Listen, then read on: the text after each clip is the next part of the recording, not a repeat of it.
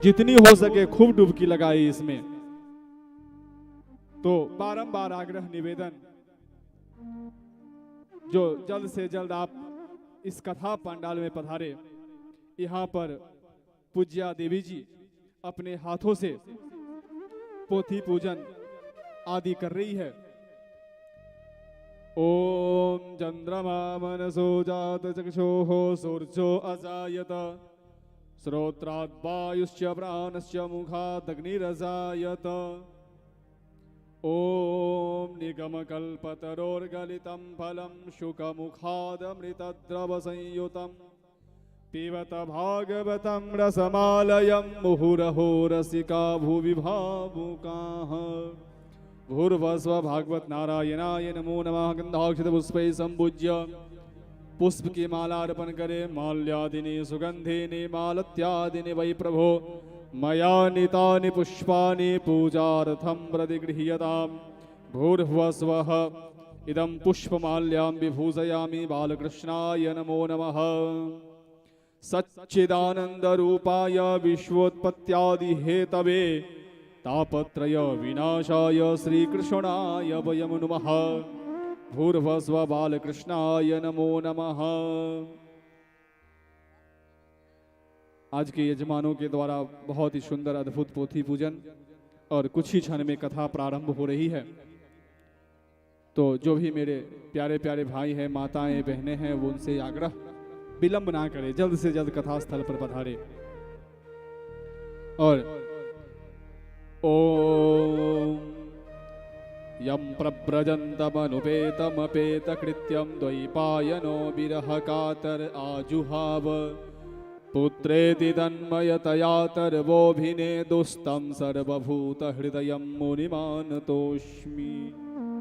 भूर्भस्व भागवत नारायणाय नमो नमः। गंधाक्षत पुष्पै संपूज्य।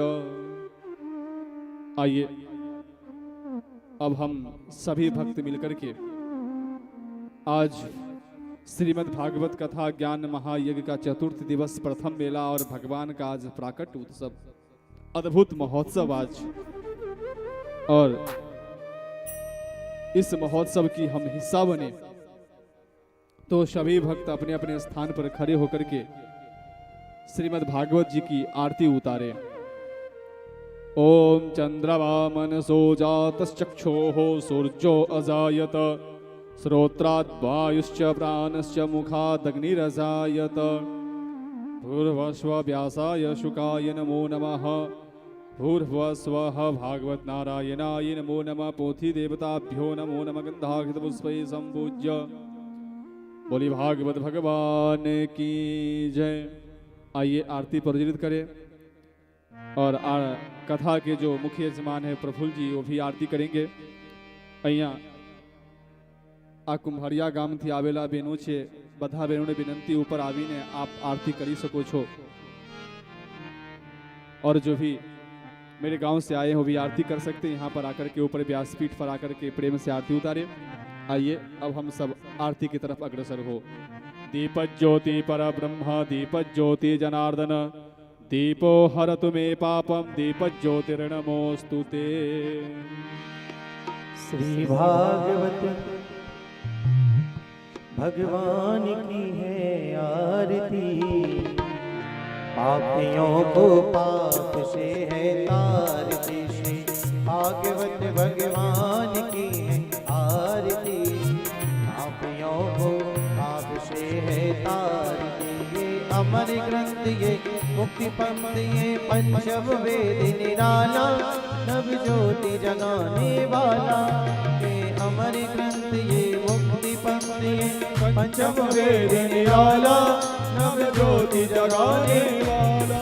हरि नाम यही हरि ध्यान यही, हरि नाम यही हरि ध्यान यही, जग के मंगल की है आरती, पापियों को पाप से है तारती। श्री भागवत भगवान की है आरती, पापियों को पाप से है तारती।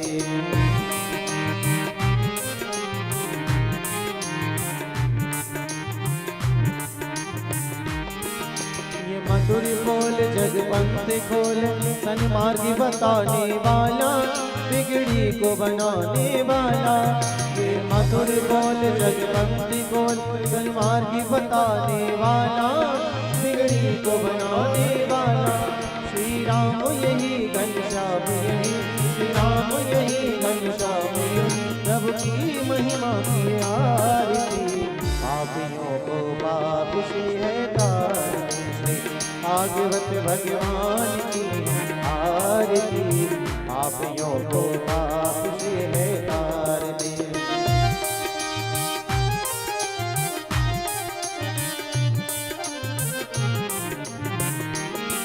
ये शांति गीत पावन पुनीत, पापों को मिटाने वाला, हरि दर्श कराने वाला।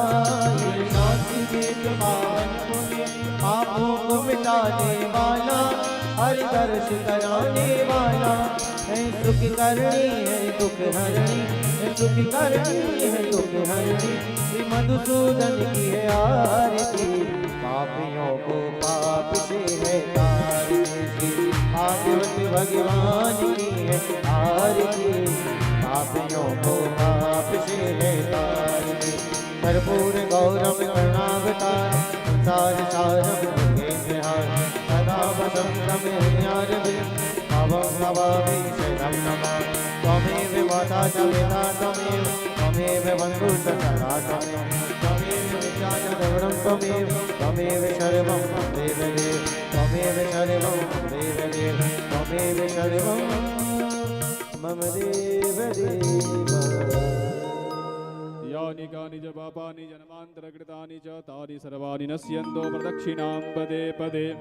पुष्पैः देवताभिवन्दनं सर्वदेवताभिवन्दनं दशुर्दीक्षो आत्मा भी परमात्मा भी गुरोरिवन्दनं स्वात्मकल्याणार्थे आत्मा अभिवंदनम। हाथों से आरती दे, स्वयं आरती ले ले, देवी जी को आरती दे, हाथ धोले, हाथ में पुष्प लेकर के मंत्र पुष्पांजलि करे।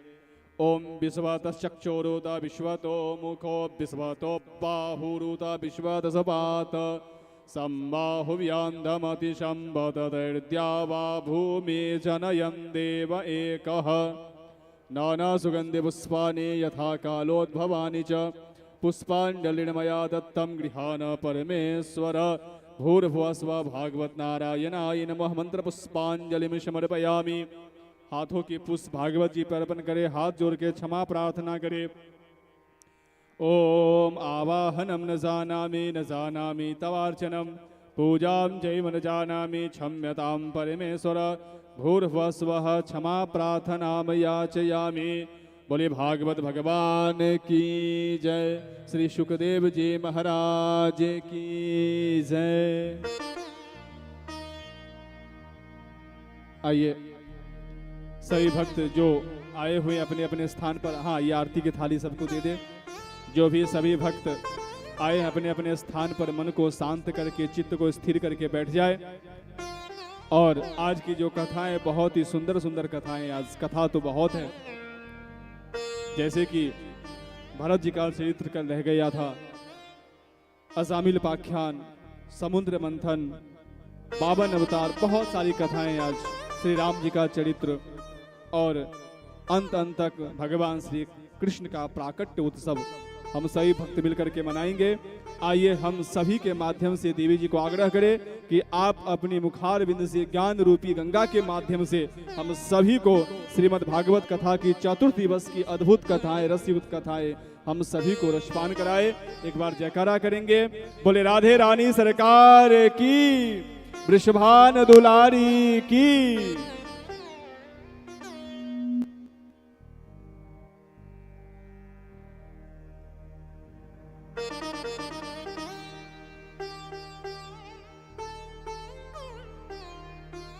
राधे राधे राधे राधे।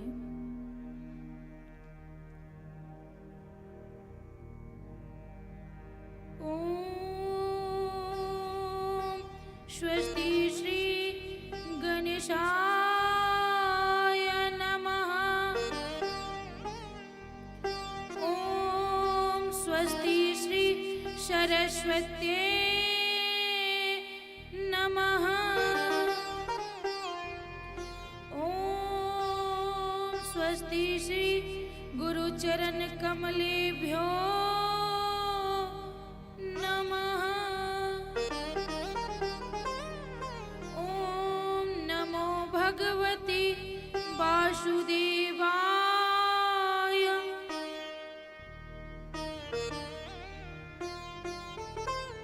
वक्रतुंड महाकाय सूर्यकोटि समप्रभा निर्विघ्नं कुरु मे देव सर्वकालेषु सर्वदा। नमस्ते शारदे देवी सरस्वती मति प्रदे वशत्वं मम जीवः ग्रहे सर्वविद्या प्रदा भव।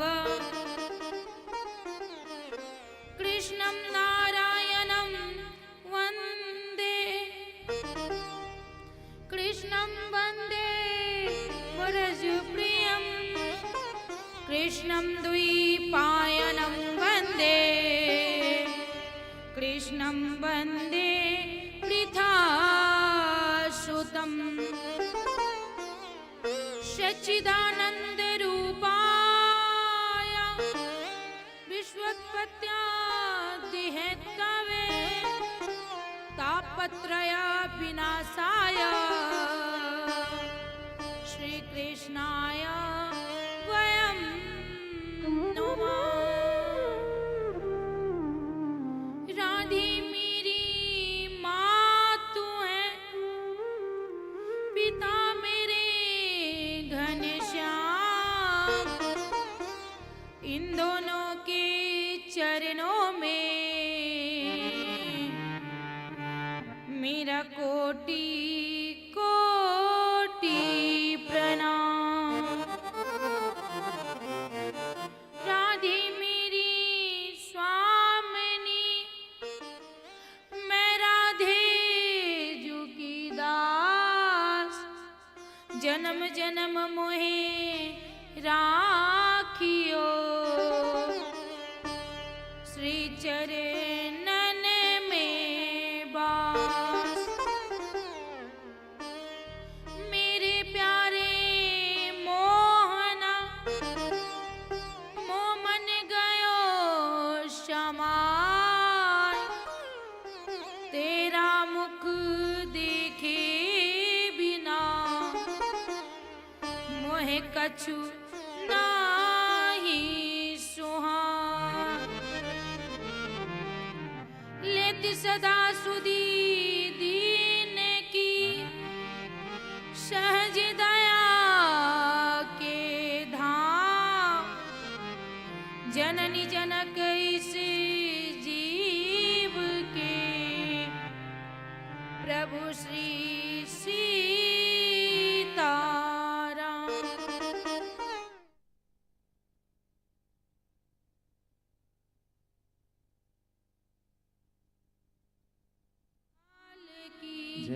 राधा रानी सरकार की भागवत भगवान की व्यासी महाराज की सुखदेव जी महाराज की जय जय श्री राधे।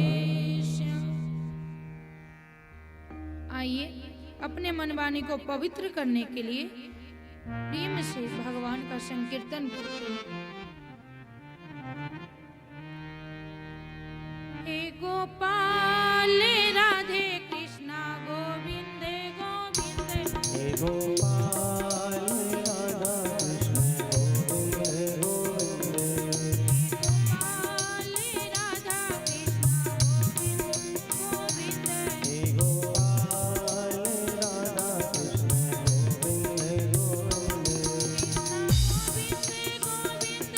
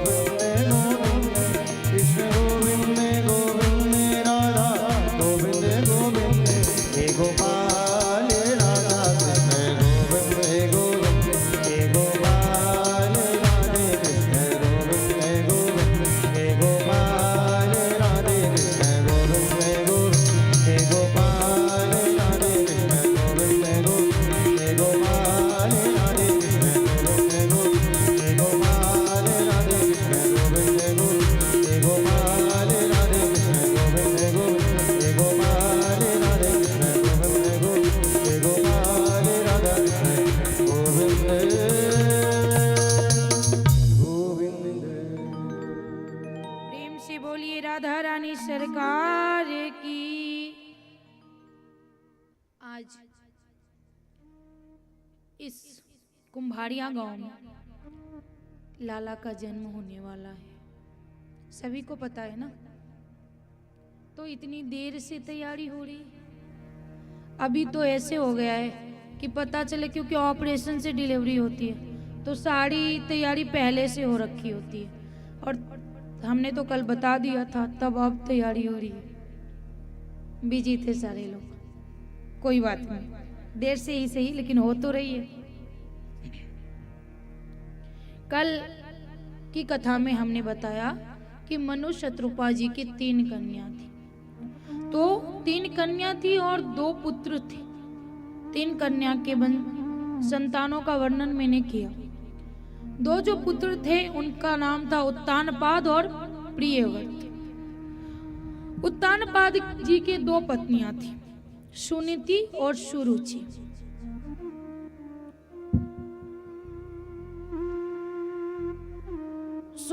सुनीति जो थी सुंदर नीति वाली, जिसकी नियति सुंदर हो, जिसकी नीति सुंदर हो, वही होती है सुनीति।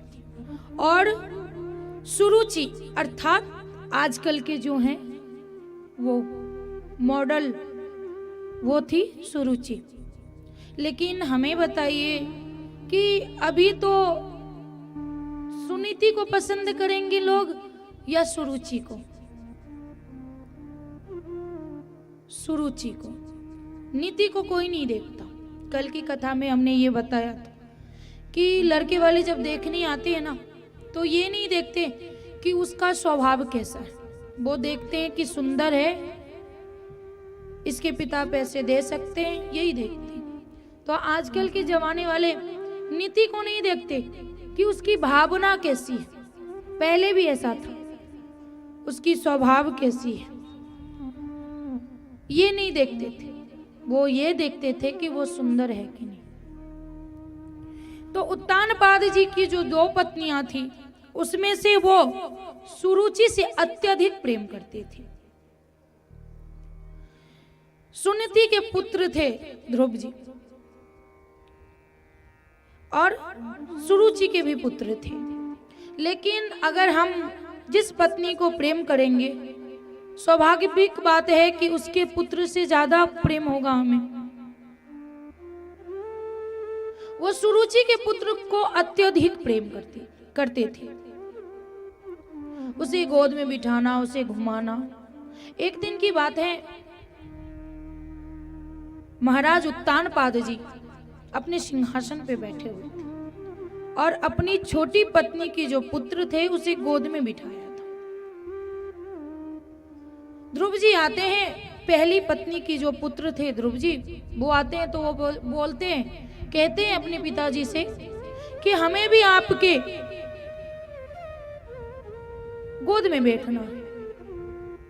उत्तानपाद जी कुछ नहीं बोलते, लेकिन सुरुचि बोलती है। सुरुचि कहती है कि अगर पिता के गोद में बैठनी है और पिता के सिंहासन पे बैठनी है तो मेरे गर्भ से जन्म लेना होगा, तब तू इस सिंहासन पे बैठ पाएगा, नहीं तो बैठना असंभव है। ध्रुव जी जो थे अल्पायु, मतलब 5 वर्ष के थे, उन्हें उतनी ज्ञान नहीं थी। उन्होंने माँ से पूछा कि माँ, इस गोद में बैठने के लिए हमें क्या करना होगा? तो कहा सुरुचि ने कि इसके लिए तुझे भगवान का तप करना पड़ेगा, और जब भगवान प्रसन्न होंगे तो उनसे वरदान मांगना कि माता सुरुचि के गर्भ से मैं जन्म लूं। अब वो रोते हुए अपनी सगी माँ के पास जाते हैं और कहते हैं कि मैया, छोटी माँ ने मुझे ऐसी ऐसी बात कहा है। कष्ट तो होता है, लेकिन वो कष्ट अपने पुत्र के सामने माता सुनीति जाहिर नहीं करती। कहती है कि सही तो कहा है तेरी छोटी माँ ने कि उस गोद में बैठने के लिए भगवान का पूजा अर्चना करना पड़ेगा, भगवान को खुश करना पड़ेगा। और तू रो क्यों रहा है? तू इस पिता के गोद में रोने के लिए बैठने के लिए रो रहा है। अगर तू तप कर लेगा ना तो परम पिता के गोद में बैठ पाएगा। लेकिन ये बात कौन कह रही है? माता सुनीति। लेकिन आजकल की माता नहीं कह सकती। वो तो लड़ाई करने चली जाएगी कि तेरे पुत्र बैठ सकता है तो क्यों नहीं बैठेगा, क्योंकि प्रथम पत्नी तो मैं हूं, तो अधिकार तो मेरा भी है। लेकिन माता ने ऐसा नहीं कहा। माँ ने कहा सही बोल रही है तेरी छोटी माँ। ध्रुव जी को छोटी सी आयु में माँ ने यही कहा कि हाँ सच में बोला कि वन में जाके तू तप कर। 5 वर्ष की आयु में ध्रुव जी महाराज वन की ओर चली जाती हैं। जब ये बात पता चलती है किनको? उनके प्रजा लोग को। तो प्रजा को जब पता चली कि उनके होने वाले राजा, जो अभी तो उत्तानपाद जी हैं, लेकिन पूर्व में राजा तो ध्रुव जी बनेंगे, तो ध्रुव जी बनेंगे, तो ध्रुव जी को वन में भेज दिया और राजा खुद सिंहासन पे बैठता है, राजमहल में रहता है, और मेरे 5 वर्ष के राजकुमार को वन में भेज दिया है। पूरी गांव, पूरी नगर में बात फैलने लगती है। जब ये बात पता चलती है उत्तानपाद जी को, तो उत्तानपाद जी के उन्हें बुरा लगता है। तब उन्हें भनक लगती है, उन्हें याद आती है। तब वो ये सोचते हैं कि मेरा पुत्र तो गया है, क्या पता कोई हिंसक पशु ना खा जाए, कहीं कुछ हो ना जाए। बहुत चिंतित रहते हैं। उसी समय नारद जी का आगमन होता है। नारद जी का जब आगमन होता है तो नारद जी कहते हैं कि राजन इतने दुखी क्यों हैं? सारी बातें उन्हें पता रहती है, लेकिन तो भी उन्हें जानना होता है। पता है कि ऐसी ऐसी बात है। कहा आप चिंतित ना हो, आपके पुत्र जो है इतने अल्प आयु में बहुत होशियार है, इसके लिए चिंतित होने की कोई आवश्यकता नहीं है। वो तो अच्छी बात है कि इतनी छोटी आयु में उसे ये समझ में आया कि भगवान का पूजा पाठ करना चाहिए। वो जा रहा है तो उसे जाने दो, चिंतित ना हो, उसकी रक्षा करने के लिए हमेशा भगवान है। ये कह करके नारद जी चले आते उसी रास्ते, जिस रास्ते से ध्रुव जी महाराज वन में जा रहे थे। मिले अनजान बन के, कहा कि बालक तू कहाँ जा रहा है? सारी बात बताता है ध्रुव जी कि ऐसे ऐसे मैं भगवान का तप करने जा रहा हूं। नारद जी पूछते हैं कि क्या तुझे पता है कि भगवान को तप कैसे करते, भगवान के लिए पूजा पाठ कैसे की जाती है, कुछ पता है? कहा नहीं। तूने गुरु मंत्र लिया तो नहीं, तो फिर तू कैसे भगवान को प्राप्त कर पाएगा? क्योंकि बिना गुरु का ज्ञान नहीं होता। चाहे कितना बड़ा ज्ञानी क्यों ना हो, लेकिन तब ये जो जीवन है बिना गुरु का अधूरा है। अपने समय से दीक्षा ले लेनी चाहिए। लेकिन लोग अभी कितने लोग दीक्षा ले चुके हैं? बस 3-4 जन। तो ये बुढ़ापे के इंतजार में है क्या कि तब लेंगे दीक्षा जाने वक्त? दीक्षा तो समय से ले लेनी चाहिए।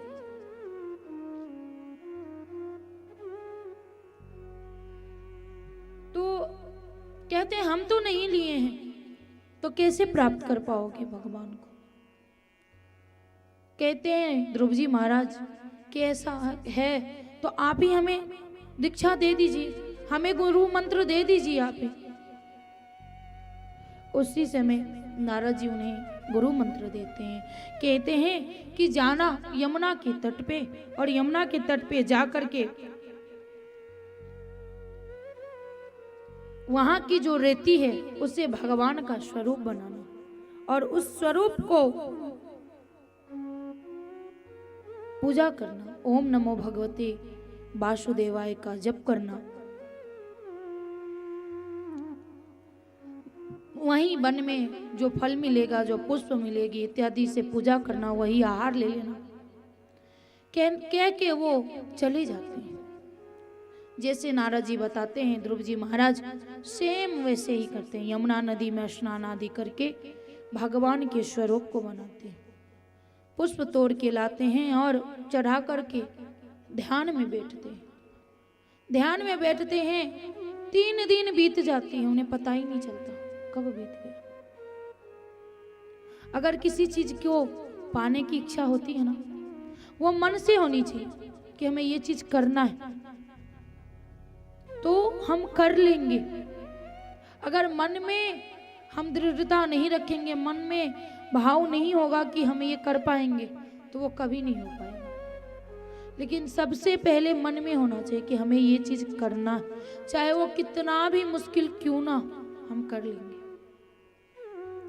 3 दिन बीतती हैं, तब उनकी नयन खुलता है। पुनः स्नान आदि जो फल फूल था, थोड़े से आहार लेकर के पुनः ध्यान में बैठते हैं। ऐसे करके 1 महीना बीत गया। दूसरे महीने में 6 दिन 7 दिन पे उठने लगे। तीसरे महीने में 15 दिन पे उठने लगे। उन्हें पता ही नहीं चलता था कि 15 दिन कैसे बीत गए। एक बार ध्यान में बैठे थे, इतनी छोटी आयु में इतनी कठोर तप भगवान से रहा नहीं गया। भगवान आए। ध्रुव जी महाराज मन ही मन भगवान के स्वरूप को देख रहे थे कि जो इस नयन से नहीं देख सकते ना, वो मन की नयन से देख सकते। मन ही मन देख रहे हैं, अपनी नयन बंद करके भगवान शंख चक्र गदा लेके सामने खड़े। कुछ क्षण भगवान ने इंतजार किया कि ध्रुव आंखें खोलेगा, लेकिन उन्होंने नयन नहीं खोला। भगवान को लगा कि ये ऐसे नहीं खोलेगा। इसके लिए भगवान ने क्षण भर के लिए हृदय से निकल गए। जैसे ही निकले, वो स्वरूप नहीं दिखा। ध्रुव जी विचलित होकर जैसे ही नयन खोले, तो जो स्वरूप वो अंदर देख रहे थे, वो सामने खड़ा। अब उनके मन में ये हुआ कि इतनी सुंदर स्वरूप है, इनका वर्णन कैसे करूं? हमें तो ना कभी पाठशाला में गया, ना श्लोक आदि याद है, मैं कैसे क्या करूं? वैसे ही भगवान तो जान जाते हैं, अपनी शंख ध्रुव जी के मुख में लगा देते हैं। जैसे ही ध्रुव जी के मुख में लगाते हैं, सारी पहले की बात, अभी की बात, जितनी धर्म शास्त्र है, सब कुछ क्षण भर में उन्हें याद आ जाता है और वो सुंदर सा भगवान का वंदन करते हैं। आइए हम लोग भी भगवान का वंदन करते हैं। नाम तुम्हारा तारणहारा, कब तेरा दर्शन होगा? जिसकी रचना इतनी सुंदर, वो कितना सुंदर होगा, वो कितना सुंदर होगा। नाम तुम्हारा तारणहारा, कब तेरा दर्शन होगा? जिसकी रचना इतनी सुंदर, वो कितना सुंदर होगा, वो कितना सुंदर होगा।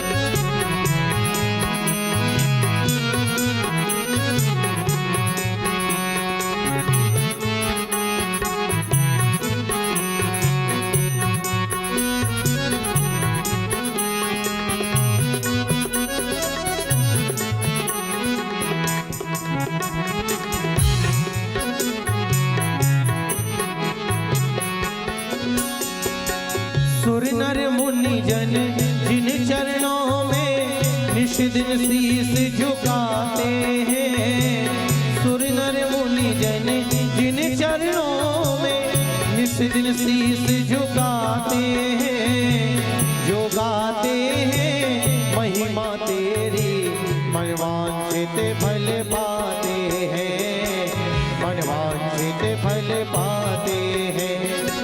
अपने कष्ट मिटाने हेतु चरणों का वंदन होगा। जिसकी रचना इतनी सुंदर, वो कितना सुंदर होगा, वो कितना सुंदर होगा। नाम तुम्हारा तारणहारा।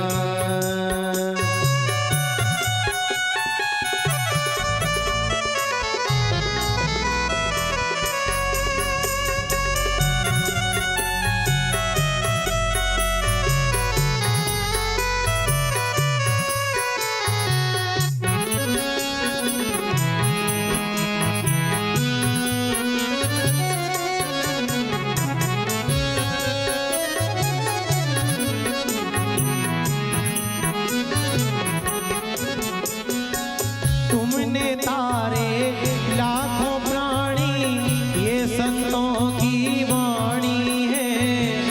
तुमने तारे लाखों प्राणी, ये संतों की वाणी है।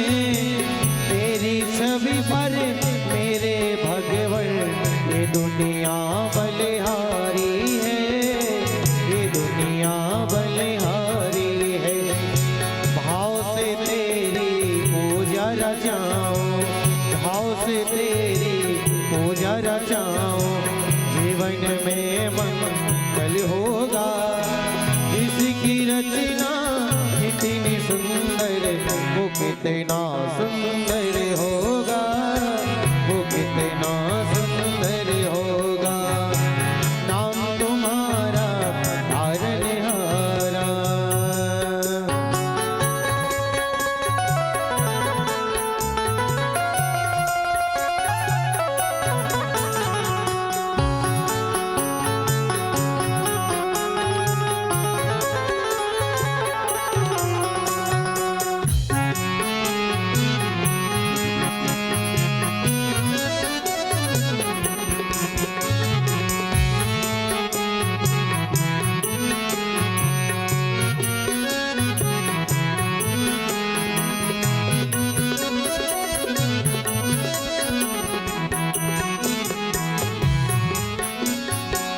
मन की मुरादें लेकर स्वामी तेरे चरणों में आए हैं। मन की मुरादें लेकर स्वामी तेरे चरण में आए हैं। हम हैं बालक तेरे चरण में, तेरे ही गुण गाते हैं, तेरे ही गुण गाते हैं। भाव से पार उतरने हेतु, भाव से पार उतरने हेतु गीतों का संगम होगा। इसकी रचना इतनी सुंदर, वो कितना सुंदर होगा, वो कितना सुंदर होगा। नाम तुम्हारा तारणहारा, कभी तेरा दर्शन होगा।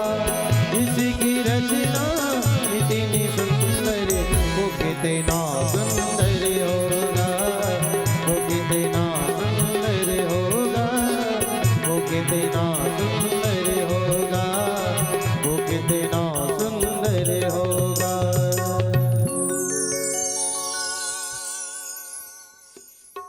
अब प्रेम से उन्होंने उनका वंदना की। तब पूछते हैं भगवान कि पुत्र तुम्हें क्या चाहिए? इतनी अल्प आयु में इतना कठोर तप किया, कुछ तो उद्देश्य होगा।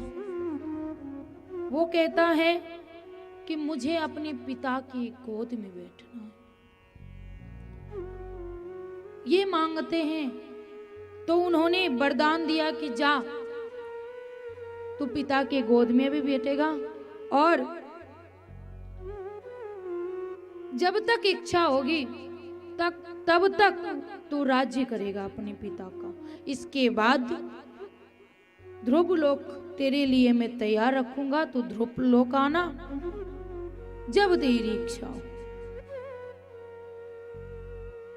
जब वो अंतर ध्यान हो जाते हैं तो ध्रुव जी जोर जोर से रोने लगते हैं कि मैंने ये क्या कर दिया। अब बता सकते कि ध्रुव जी रो क्यों रहे हैं?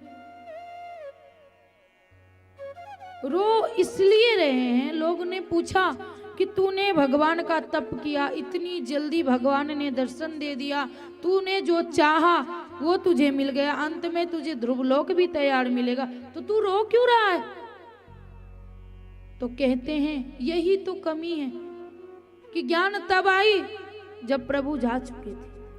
हमने क्या मांगा? इस संसार का सुख मांगा। इतने निर्बुद्धि थे हम कि हमने भगवान से संसार का सुख मांगा है, भगवान से भगवान को नहीं मांगा। हमें लगा सबसे परे है ये संसार का सुख, लेकिन नहीं, जो प्रभु का प्रेम है उससे परे कुछ है ही नहीं। इसलिए मैं रो रहा हूं। जब आए तो उन्होंने बहुत दिन तक राज्य किया। इसके बाद ध्रुव जी महाराज ने ब्रह्मी और इला नाम के 2 कन्या से विवाह किए और कालांतर में उन्होंने उत्कल और वत्सर नामक 2 पुत्र हुए उन्हें। एक दिन ध्रुव जी के छोटे भाई जो उनकी माता सुरुचि के पुत्र थे उत्तम वन में जाता है और वन में यक्षों के द्वारा वो मारा जाता है। ये बात पता चलती है, तब तो फिर वो देखते हैं कि सुरुचि माँ मिल नहीं रही है, कहाँ गई? तो पता चलता है कि उत्तम जब वन में गया था तो माता सुनीति ढूंढने के लिए गई थी और उसमें वन में ढूंढते ढूंढते दवाग्नि अर्थात लकड़ी से लकड़ी टकरा के जो आग लग जाती है, वो आग लगने में माता सुनीति की मृत्यु हो जाती है, उसमें जल के वो भस्म हो जाती है। बाद में ध्रुव जी ने जब ये बात पता चला कि उत्तम यक्षों के द्वारा मारा गया है, तो ध्रुव जी महाराज ने यक्षों पे आक्रमण कर दिया और कई हजार यक्ष को मार दिया। जब बहुत यक्ष को मार दिया तब उनके दादाजी जो थे मनु जी प्रकट हुए और कहा, बेटा तूने ये क्या कर रहा है? तू ये क्या कर रहा है? एक यक्ष ने तेरे भाई को मारा और तूने कितने यक्षों को मार दिया। एक भक्त को ये शोभा नहीं देता। इसके बाद उन्होंने यक्ष को छोड़ दिया। बाद में विमान आती है अपने पुत्रों को राज्य दे करके, अब वो चाहते हैं कि हम जाए बैकुंठ, तो विमान आती है ध्रुवलोक से।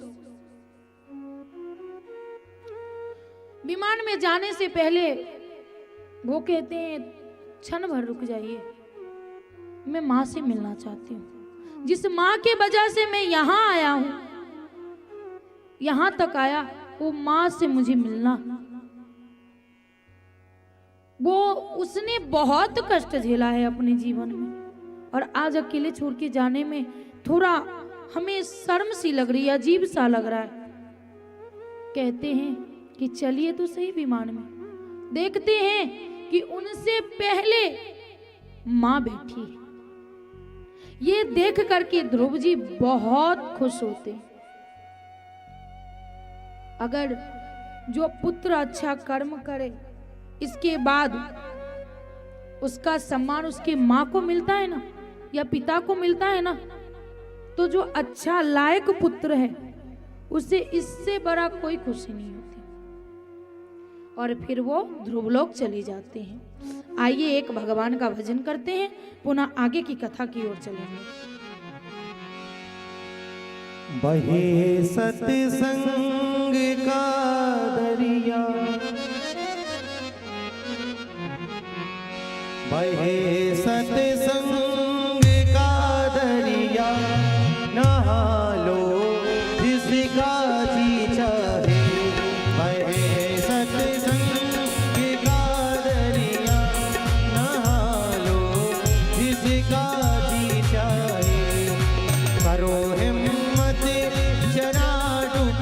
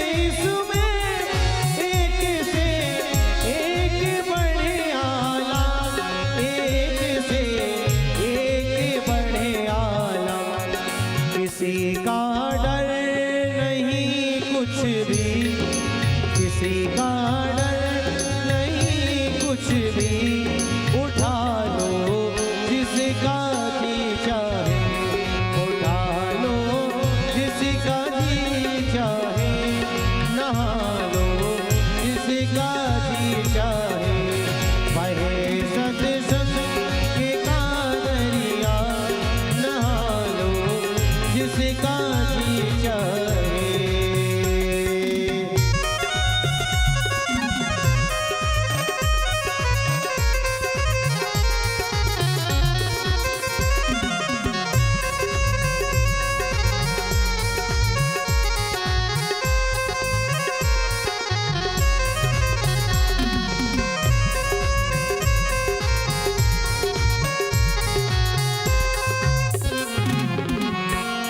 मिटे संसार का चक्कर, लगे नहीं मौत की टक्कर, मिटे संसार का चक्कर, लगे नहीं मौत की टक्कर, लगे नहीं मौत की टक्कर, करे हैं पाप भव सागर, करे हैं पाप भव सागर, करा लो जिसका जी चाहे, मिटे लो पाप भव सागर, करा लो जिसका जी चाहे।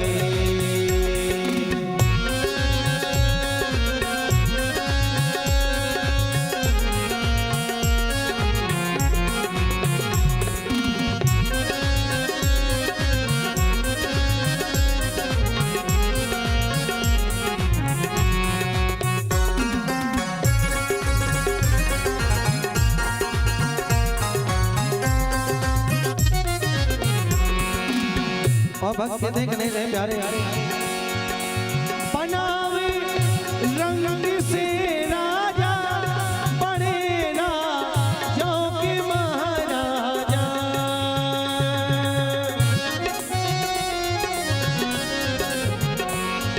बनावे रंग से राजा, बने ना जो कि महाराजा, बने ना जो के महाराजा।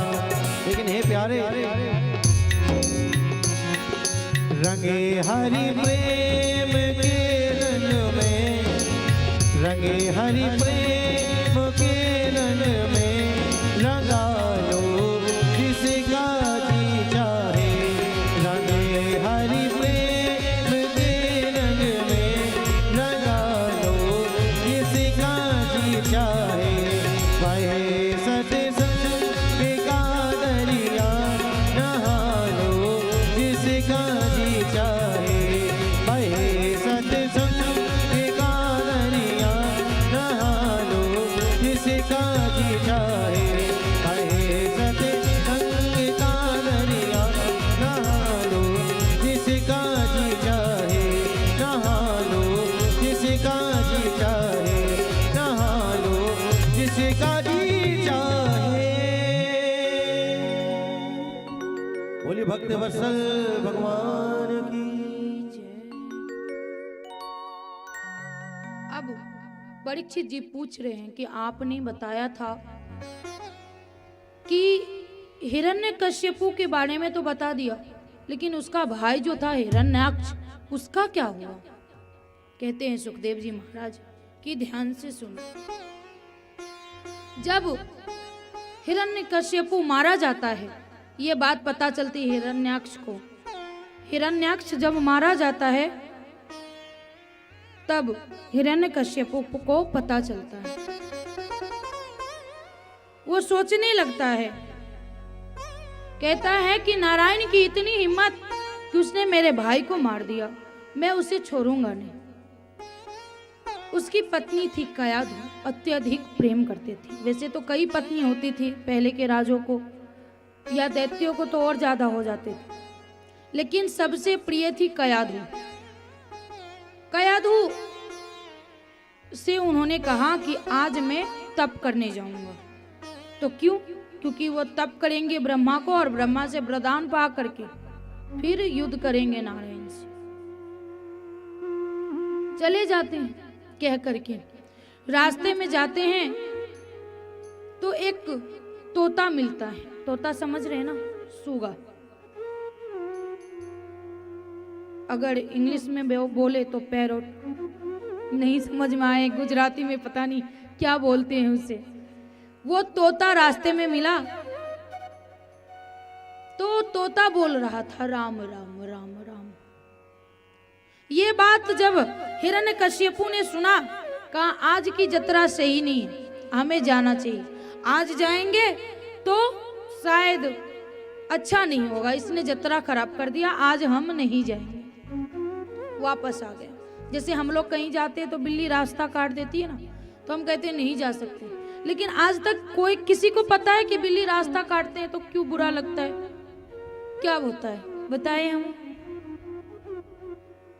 क्या बोल रही है समझ में नहीं आ रहा है। अच्छा नहीं होता ऐसा? नहीं, ऐसा भी नहीं है। पहले जो था ना, ये रेलगाड़ी मोटरसाइकिल कार वार नहीं था। पहले लोग घोड़ा गाड़ी बैलगाड़ी पे जाते थे। तो बिल्ली की जो आंखें होती है ना, वो चमकीली होती है। तो रात में जब सफर करते थे बैलगाड़ी लेकर के या घोड़ा गाड़ी लेकर के ने, तो उसके आंख देख करके घोड़ा बैल डर जाते थे और इधर उधर भटकने लगते थे। और पहले की सड़कें भी छोटी रहती थी, जिसकी वजह से वो गाड़ी पलट जाती थी। तो पहले के लोग बिल्ली को देख करके रुक जाते थे कि कहीं अगर चलाएंगे तो गिर ना जाए। इसी बात को ये लोग इतना बोलने लगे कि बिल्ली का रास्ता काटना गलत है। और ये भी बोलते हैं कि दही और शक्कर खा करके जाने से अच्छा होता है, सफलता मिलती है।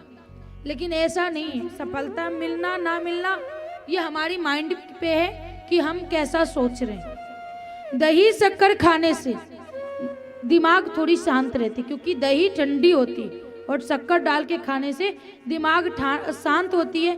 और अगर हम कहीं जाते हैं ना, तो शांत मिजाज से काम करेंगे तो सफलता तो आएगी। इसके लिए दही शक्कर खाते हैं। लेकिन हमारे पहले के जमाने में ऐसा करते थे ना, उस बात को हम कुछ और अर्थ लगा लिए हैं। कुछ दिन जया किशोरी जी ने पीरियड के बारे में बताया था। इसके लिए कितनी बवाल हुई है कि ऐसा क्यों कहा उन्होंने। लेकिन सत्य भी यही है कि अचार खाने से हमें कष्ट होती है, और हमारे माँ बाप हमें बोले तो हम समझते नहीं। बताते हैं ना कि अचार छू देते हैं तो खराब हो जाती है। लेकिन ऐसा कुछ नहीं है, खराब नहीं होती है। बस हम खाते हैं तो वो हमें खराबी करती है। हम समझ नहीं पाते हैं, हम माँ बाप की बात को मानते नहीं है। इसके लिए ये प्रथा चला दी कि वो मत छू, खराब हो जाएगी। और दूसरी बात ये भी वो बताई थी कि मंदिर क्यों नहीं जाना चाहिए। पहले ऐसे सोसाइटी में मंदिर नहीं होती थी। मंदिर जंगलों में होती थी, और जंगल में अब थोड़ी हिंसक पशु कम हो गई। और अब थोड़ा कंपनी भी अच्छी कंपनी है कि पेड़ बनाने लगे, पहले नहीं था। तो हम जब जाते थे मंदिर तो खून की बदबू से वो हिंसक पशु हमारे पीछे लग जाते थे। इसके लिए मंदिर जाना निषेध कर दिया गया कि हम मंदिर नहीं जा सकते। शास्त्र में ब्रह्म हत्या का पाप लगता है। लेकिन ये सब जो किया गया है ना, हमारी रक्षा के लिए की गई है। और आराम क्यों किया जाता है? क्योंकि जितनी कष्ट हमें एक बालक को जन्म देने में होता है, उतना ही कष्ट एक पीरियड में होता है जो हम झेल नहीं पाते। इसके लिए उस समय में हम काम करेंगे तो हमें कष्ट होगा। इसलिए ऐसा कहा गया कि तू काम मत कर, किचन में मत जा, अशुद्धता हो जाएगी, ये हो जाएगा, ताकि हम आराम कर सके। कम से कम 7 दिन 4 दिन आराम तो कर सके। स्त्री कभी आराम नहीं करती, लेकिन उस अवस्था में आराम करे, इसके लिए ये बात फॉलो करने के लिए बोले। लेकिन हम लोग उसका कुछ और ही अर्थ लगा लिया। तो आए वो वापस आए तो कयाधु कहती हैं कि आप तो तप करने गए थे, अचानक वापस। तो कहा कि क्या कहूँ प्रिय, रास्ते में एक तोता मिल गया और वो मेरे दुश्मन का नाम ले रहा था, इसलिए मुझे जाने की इच्छा नहीं। मैं वापस आ गया, जतरा सही नहीं था, आ गया वापस। जैसे ही कयाधु ने सोचा कि आज अच्छी मौका है, क्योंकि कयाधु जो थी धर्मनिष्ठ थी, लेकिन पति के डर से कुछ करती नहीं थी बेचारी। उसने सोचा आज अच्छा मौका है, इनके नाम से कम 108 बार भगवान का नाम तो ले लेंगे ये। उन्होंने पूछा कयाधु ने कि ऐसा क्या बोल रहा था वो तोता। कहा क्या बताऊं, वो राम राम बोल रहा था। ऐसे करके कयाधु ने 108 बार पूछा कि क्या बोल रहा था, क्या बोल रहा था, ताकि इस 108 बार भगवान का नाम लेगा और रात में जब हम संयोग करेंगे उससे जो पुत्र होगा वो प्रभु का परम भक्त होगा। ये सोचकर कयाधु ने ऐसा किया। सुबह उठते पुनः हिरण्यकश्यपु चले जाते हैं तप के लिए। जब कुछ समय बाद पता चलता है इंद्र को कि कयाधु गर्भवती है, जैसे ही पता चला कि कयाधु गर्भवती है, इंद्र डरने लगता है, क्योंकि इंद्र के मन में हमेशा डर है कि कोई उसका इंद्रासन न छीने।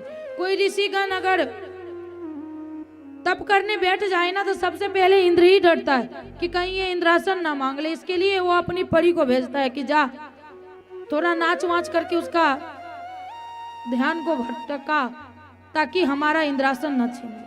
ये बात जैसे ही पता चला कि कयाधु गर्भवती है, इंद्र आ गया कयाधु का हरण करने। सोचा कि जिसका पिता इतना बलवान, जिसका चाचा इतना बलवान, तो उसका पुत्र कैसा होगा। ये सोच करके कयाधु का हरण कर लिया। कयाधु का हरण किया, लेते हुए जा रहा था, इसी क्षण नारद जी आ गए। उसी क्षण कहते हैं कि इंद्रदेव जी आप क्या कर रहे हैं। कहा क्या बताऊं, सोचो ये जो है ये गर्भवती है, अगर इसका पुत्र होगा वो कितना बड़ा भारी पड़ेगा हम लोग पर, वो तो सोच ही लो। इसलिए मैं इसका हरण करके जा रहा हूं, इसको मार दूंगा, इसको ठिकाना लगा दूंगा। कहते हैं आप भूल गए शायद उस समय में इनके ससुर जी ने क्या आशीर्वाद दिया था कि 2 पुत्र होंगे जो महादेवी होंगे, लेकिन तेरा जो पौत्र होगा वो भगवान का परम भक्त होगा। कहा हाँ ये तो मैं भूल गया। उसी समय कयाधु को वहीं छोड़ देते हैं। कयाधु को लेकर के नारद जी अपने आश्रम चले आते हैं।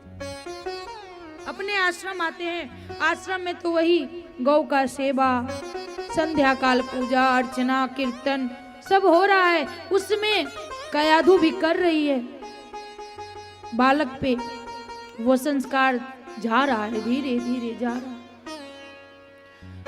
9 महीने पूर्ण होने पे कयाधु ने एक बालक को जन्म दिया, जिसका नाम पड़ा प्रहलाद। तब तक हिरण्यकश्यपु का भी तप पूर्ण हो चुका था। हिरण्यकश्यपु आया, महल आया तो उसने देखा कयाधु नहीं। लेकिन तप जब पूर्ण हुआ, तब जब ब्रह्मा जी आए तो ब्रह्मा जी ने पूछा कि तुम्हें क्या चाहिए। तो ब्रह्मा जी से वो क्या मांगता है पता है, कि मुझे अमर कर दो, मैं मरूं ही नहीं। ब्रह्मा जी कहते हैं अरे पुत्र मैं अमर नहीं हूं तो तुम्हें कहां से कर दूं। आप सबको तो यही लगता होगा कि विष्णु एक ही है, एक ही ब्रह्मा एक ही शिव है, लेकिन ऐसा नहीं। जितने युग बीतते हैं ना, अलग अलग ब्रह्मा अलग अलग विष्णु अलग अलग महेश आते हैं, वो खुद अमर नहीं है। कहा कि पुत्र मैं खुद अमर नहीं हूं तो तुम्हें कहां से अमर कर दूं। तो कहा कि कुछ और मांग ले। तब वो कहता है कि ऐसा करी, ना मैं दिन में मरूं ना रात में, ना सुबह में मरूं ना शाम में, ना ऊपर मरूं ना नीचे मरूं, ना घर के अंदर मरूं ना बाहर मरूं, ना इंसान मार सके ना भगवान मार सके, ना अस्त्र से मरूं ना शस्त्र से मरूं। कहा चल तू तो तप अच्छा किया है, कोई बात नहीं ले ले, जैसी तेरी इच्छा। जैसे ही वरदान मिला, ये राक्षस लोग तो ऐसे ही होते थे कि वरदान पा करके उन्हीं देवतागण को परेशान करना। आ गया, आया तो देखा कि कयाधु नहीं है महल में, विचलित हो गया, कहाँ गया कयाधु। पता चला कि नारद जी के आश्रम में। वो आया दहाड़ते हुए नारद जी को कैद करने के विचार से। कयाधु कहती हैं कि ये तो शुक्र मानो इनका, इंद्र तो हमें लेके जा रहा था, पता नहीं क्या होता, लेकिन इन्होंने हमें बचाया और अपने आश्रम में रखा, और ये हमारे पुत्र है। पुत्र को देखा हिरण्यकश्यपु सब भूल जाता है, अपनी पत्नी को अच्छे से महल वापस लाता है। जितना कयाधु से प्रेम करता था उससे कई ज्यादा प्रहलाद से प्रेम करता है। प्रहलाद धीरे धीरे बड़ा होने लगा। प्रहलाद धीरे धीरे जैसे ही बड़ा होने लगा, मन में विचार आया कि क्यों ना इसे आश्रम छोड़ाऊं।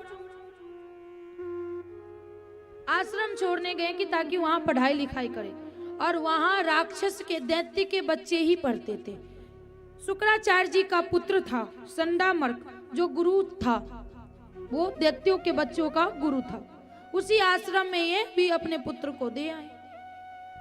वहां गया तो सब बालकों से थोड़ा अलग रहते थे प्रहलाद जी, क्योंकि सबसे अलग थे।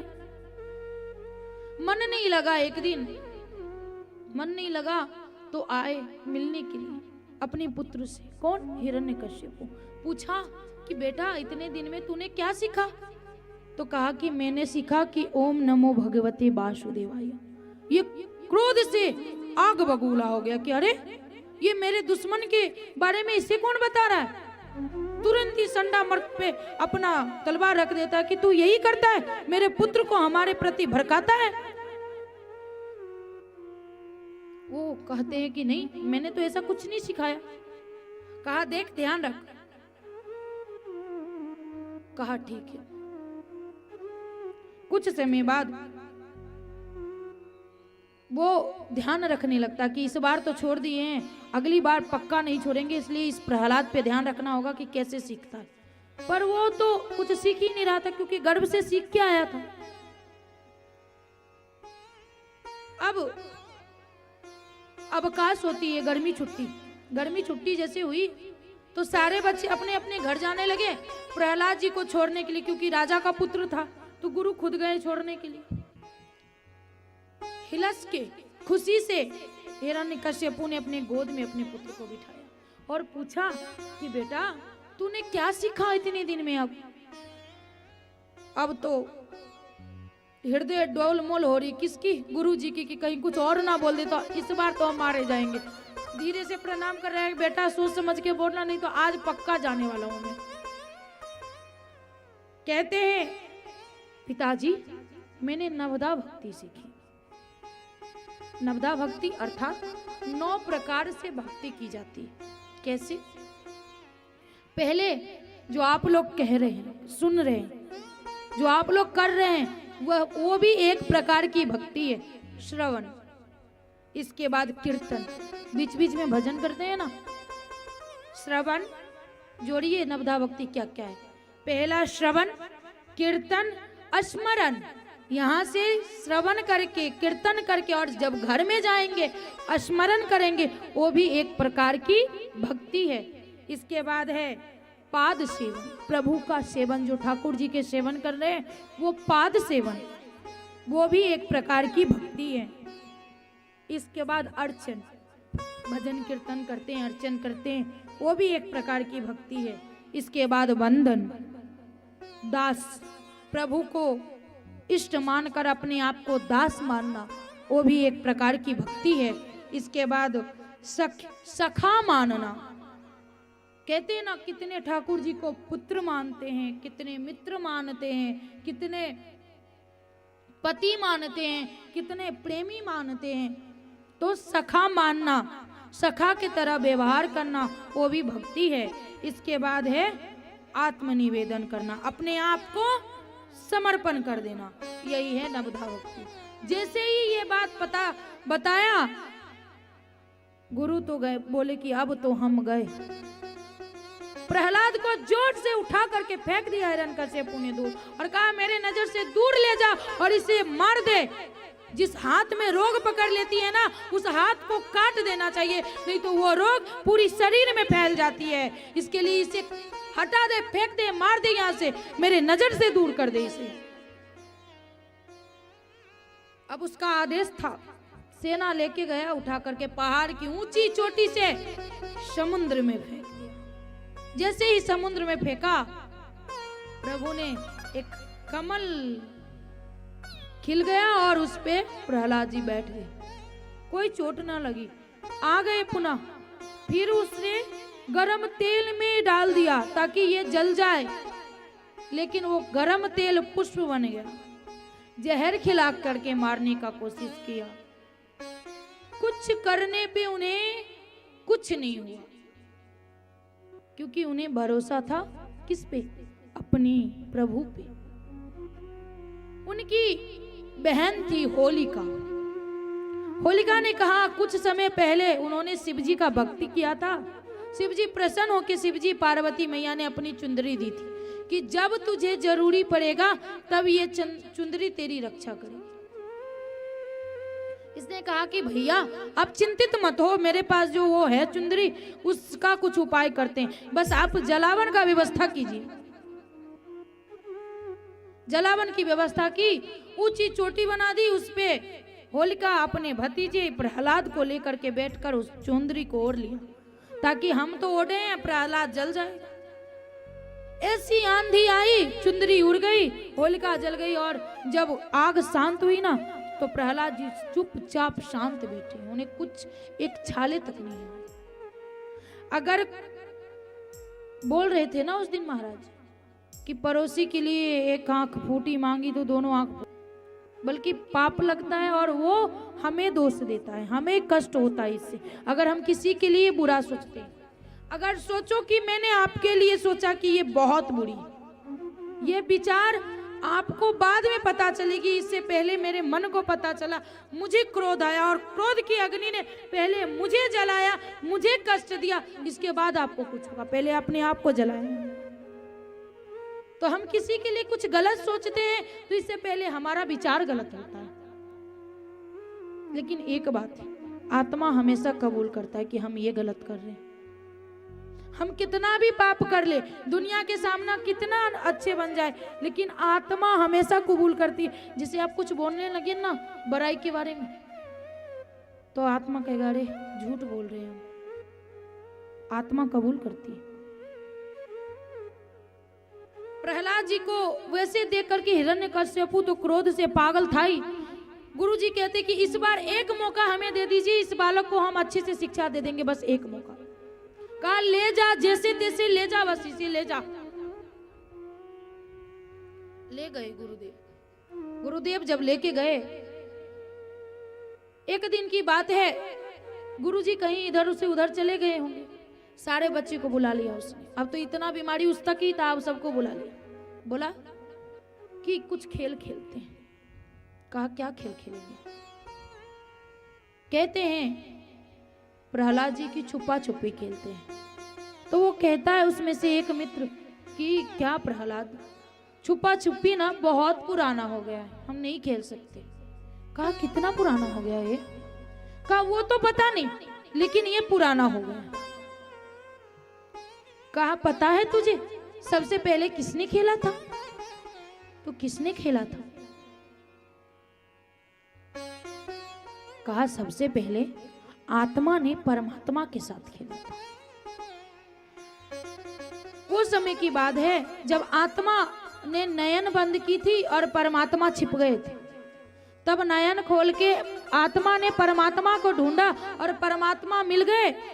बाद में परमात्मा ने कहा कि अब पहले परमात्मा ने नयन बंद की और आत्मा छुपा था। भगवान ने नयन खोली और आत्मा को ढूंढ लिया और अपने कर्मानुसार इस धरातल पे जन्म दे दिया। अब आत्मा ने नयन बंद किया है और परमात्मा को ढूंढना है। कहा ऐसा? कहा हाँ, हम लोग ढूंढने के लिए आए हैं। परमात्मा ने तो हमें ढूंढकर इस युग में, इस धरातल पर हमें भेज दिया है। जैसा मैंने कर्म किया उस प्रकार हमें जन्म मिली है। अब हमें प्रभु को ढूंढना है, क्योंकि प्रभु पूरे हर जगह है, बस उन्हें ढूंढना है कि यहाँ प्रभु है। कहा चल करते। फिर उन्होंने एक कीर्तन करने लगते हैं।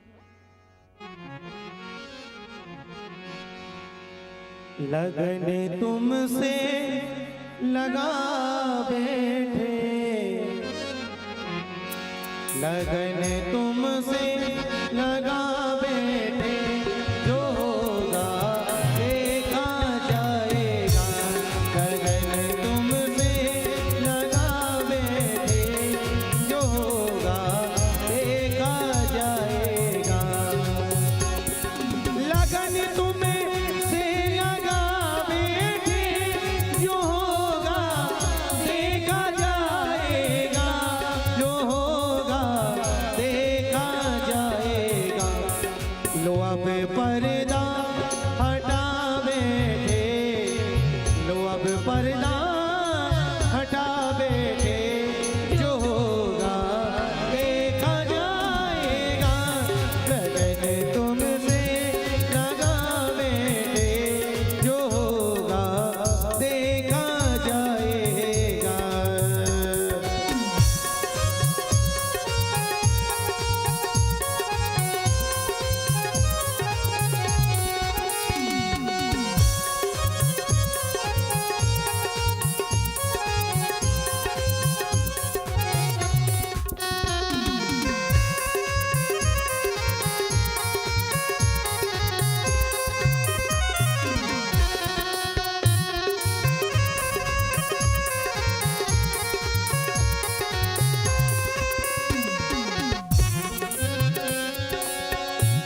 कभी दुनिया से डरते थे कि चुप चुप याद करते थे।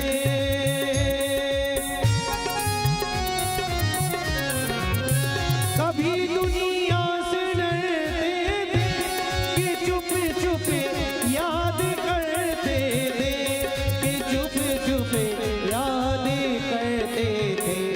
इसे कहते हैं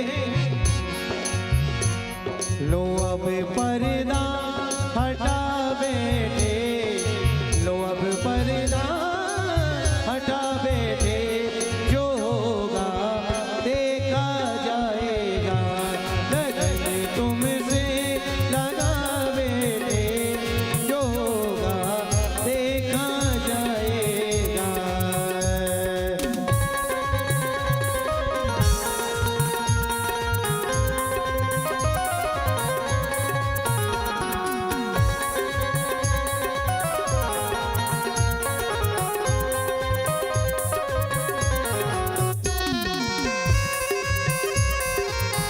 दोनों हाथ ऊपर करके तालियों से एक साथ बोलेंगे लाल की।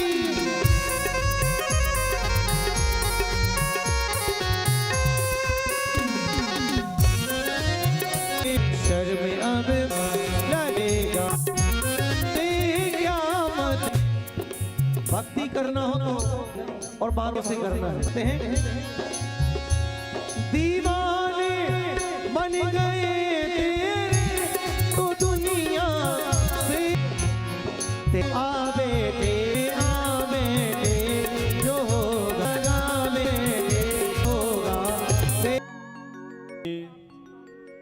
थोड़ी इसमें आवाज दीजिए कि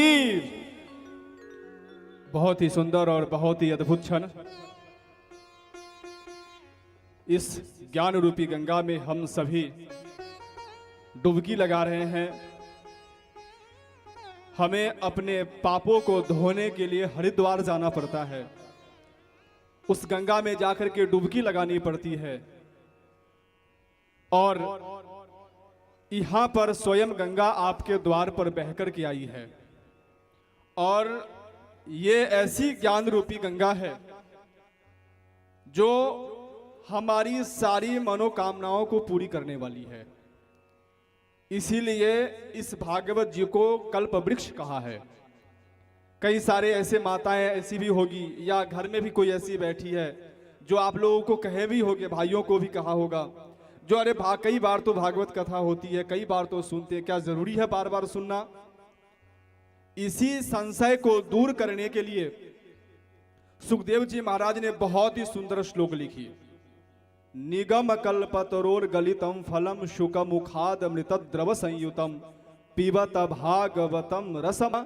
वो भागवत कथा को मुहुरहो, मुहुर अर्थात बारंबार, मुहुरहो रसिका भुवि भावुका, रसिक लोग जो भक्त लोग हैं जिनको प्यास लगी है वो बार बार इस कथा को रसपान करते हैं। और रसिक जनों को, भक्तों को भागवत कथा को बार बार रस पीना चाहिए, बार बार कथा सुनना चाहिए, भक्त की लक्षण है। ये रस ऐसी है, रस की बात आई तो एक बात सुंदर बताऊं, और जो फिर ज्यादा समय नहीं लेंगे क्योंकि बाधा नहीं डालेंगे, क्योंकि कुछ भक्तों ने बहुत अपनी धन रूपी सेवा इसमें दिए हैं, क्योंकि जरूरी है धन यहाँ पर, तो उनकी सूचना हम सुनेंगे। तो बहुत ही अच्छी बात है। रस की बात करें तो हम वो पीने वाले रस की बात नहीं कर रहे हैं, हम इस भागवत कथा के रस की बात कर रहे हैं। जैसे पीते वो भी हैं, पीते हम भी हैं। पीते कौन? वो शराबी लोग, मदिरा वाले। पीते वो भी हैं, पीते हम भी हैं। गिरते वो भी हैं, गिरते हम भी हैं। वो शराब पी करके गंदी नाली में गिरते हैं और हम भागवत कथा सुन करके भगवान के चरणों में गिरते हैं। एक और बहुत अच्छी बात है, जाम पर जाम पीने से क्या फायदा, शाम को पियो सुबह को उतर जाएगी। जाम अर्थात शराब, मदिरा। जाम पर जाम पीने से क्या फायदा, शाम को पियो सुबह को उतर जाएगी। पीना है तो भक्ति का रस घुट पी, पूरी जिंदगी नशे में गुजर जाएगी। तो बहुत सारे भक्तों ने अपनी सेवा राशि दी है, तो उन भक्तों का जो सेवा राशि दी है, तो जो भक्त यहाँ पे उपस्थित होंगे मैं उनसे आग्रह करूंगा कि ऊपर आकर के व्यासपीठ से देवी जी से आशीर्वाद ग्रहण करें। तो वो दान दाताओं का नाम हमारे इस आयोजन में जो बहुत मेहनत कर रहे हैं, हर साथ जा रहे हैं लोगों के पास, उनसे कह रहे हैं इस कथा में सहयोग करें, सभी से प्रचार कर रहे हैं, ऐसे श्रीमान जानी दादाजी से मैं आग्रह करूंगा कि दान दाताओं की नाम आप अपनी मुखारबिंद से ले। मत्सम नास्ति पातकी तत्व समाना ही पापग्नि एवं ज्ञात्वा महादेवी यथा योग्यम तथा कुरु। आप मुस्कुराइए कि आज कुंभारिया गांव में 14 लोक के ब्रह्मांड के अधिपति कृष्ण कन्हैया का जन्म हो रहा है। हम बहुत भाग्यशाली है कि आज अखिल ब्रह्मांड नायक भगवान श्री कृष्ण का प्रागट्य हो रहा है। अभी महाराज ने बोला है ना कि बार बार कथा क्यों सुनने का, तो कथा हरि अनंत, हरि कथा अनंता, दिने दिने नवम नवम। कथा रोज नई होती है। ज्यादा समय नहीं लेते हुए आज धीरे धीरे दान का प्रवाह चला है। तो आपके सामने में आज जो दान की राशि आई है, आज की 5,000 रुपया और राम भरोसे आए हैं। दूसरा 1,000 रुपया वो भी राम भरोसे आए हैं। लोग कितने उदार है, देखो नाम भी नहीं। हमने कितना प्रयत्न किया कि भाई आप नाम बोलो, बोले नहीं हमारा नाम नहीं। तो 1,000 रुपया एक और राम भरोसे आए हैं। 500 रुपया सुरेश भाई कुंभारिया से आए हैं। 1100 रुपया हरेश भाई भट्टी से आए हैं। एक 1100 रुपया और राम भरोसे आए हैं। 200 रुपया राम भरोसे आए हैं। 1100 रुपया राहुल भाई शर्मा प्रतिष्ठा बंगलोर से आए हैं। 1100 रुपया रविंद्र भाई सैनी प्रतिष्ठा बंगलोर से आए हैं। जो दान दाता हो यहीं अगर हाजिर है, दोनों बहनें, ये राहुल भाई शर्मा जी और रविंद्र भाई सैनी, तो आप आगे आकर देवी जी से सम्मान प्राप्त कर सकते हैं। इनमें से कोई भी दाता अगर हाजिर है तो स्टेज पर आइए और देवी जी से आप सम्मान प्राप्त किया। आइए आइए बहन जी, आइए पधार। थोड़ा धीरे धीरे दान का प्रवाह आ रहा है, हमको भी थोड़ा अच्छा लग रहा है। और आज तो बहुत माहौल ही कुछ और लग रहा है। वातावरण भी देखो आज बदल रहा है, क्योंकि आज हमारा कन्हैया आने वाला है। अब देवी जी से आप सम्मान करें। देवी जी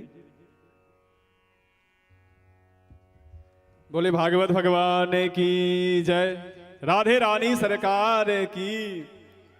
हमारे ठाकुर जी आने वाले हैं और ठाकुर जी जब आते हैं तो सुस्ती नहीं तंदुरुस्ती मांगते हैं।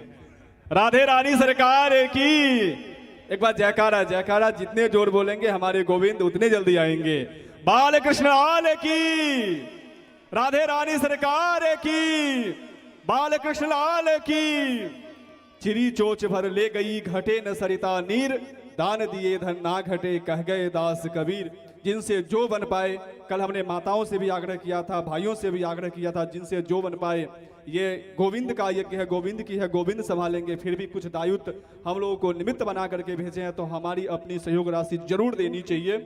आइए अब एक बहुत ही सुंदर भजन के माध्यम से फिर से देवी जी के साथ जुड़ते हैं।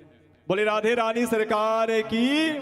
और इस भजन में जिनको नृत्य करना हो वो निश्चित रूप से खड़े, क्योंकि जो मेरे गोविंद के सामने एक बार नृत्य करता है ना, उसको फिर दुनिया वालों के सामने जय श्री समझ गए कई लोग।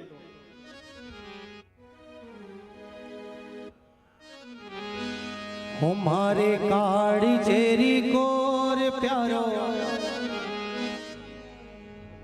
खाटू श्याम के कुछ प्रेमी है, हमें ऐसा लगता है। बोलो खाटू नरेश की। या दोनों हाथ ऊपर करो जो खाटू नरेश का दीवाना है। बस 1 2 3 4 5 6 20 बस ऐसे लोग। चलो कोई बात नहीं, सब लोग बोलेंगे।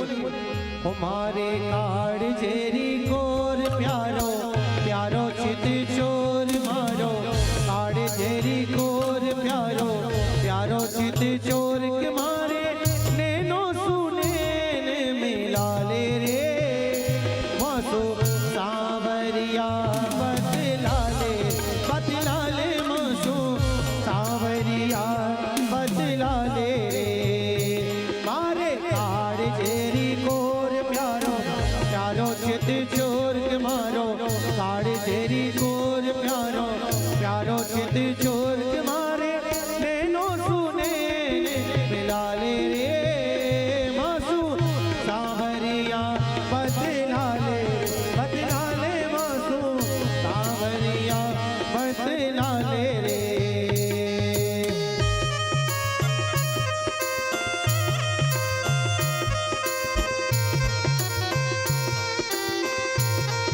बोलो खाटू नरेश की।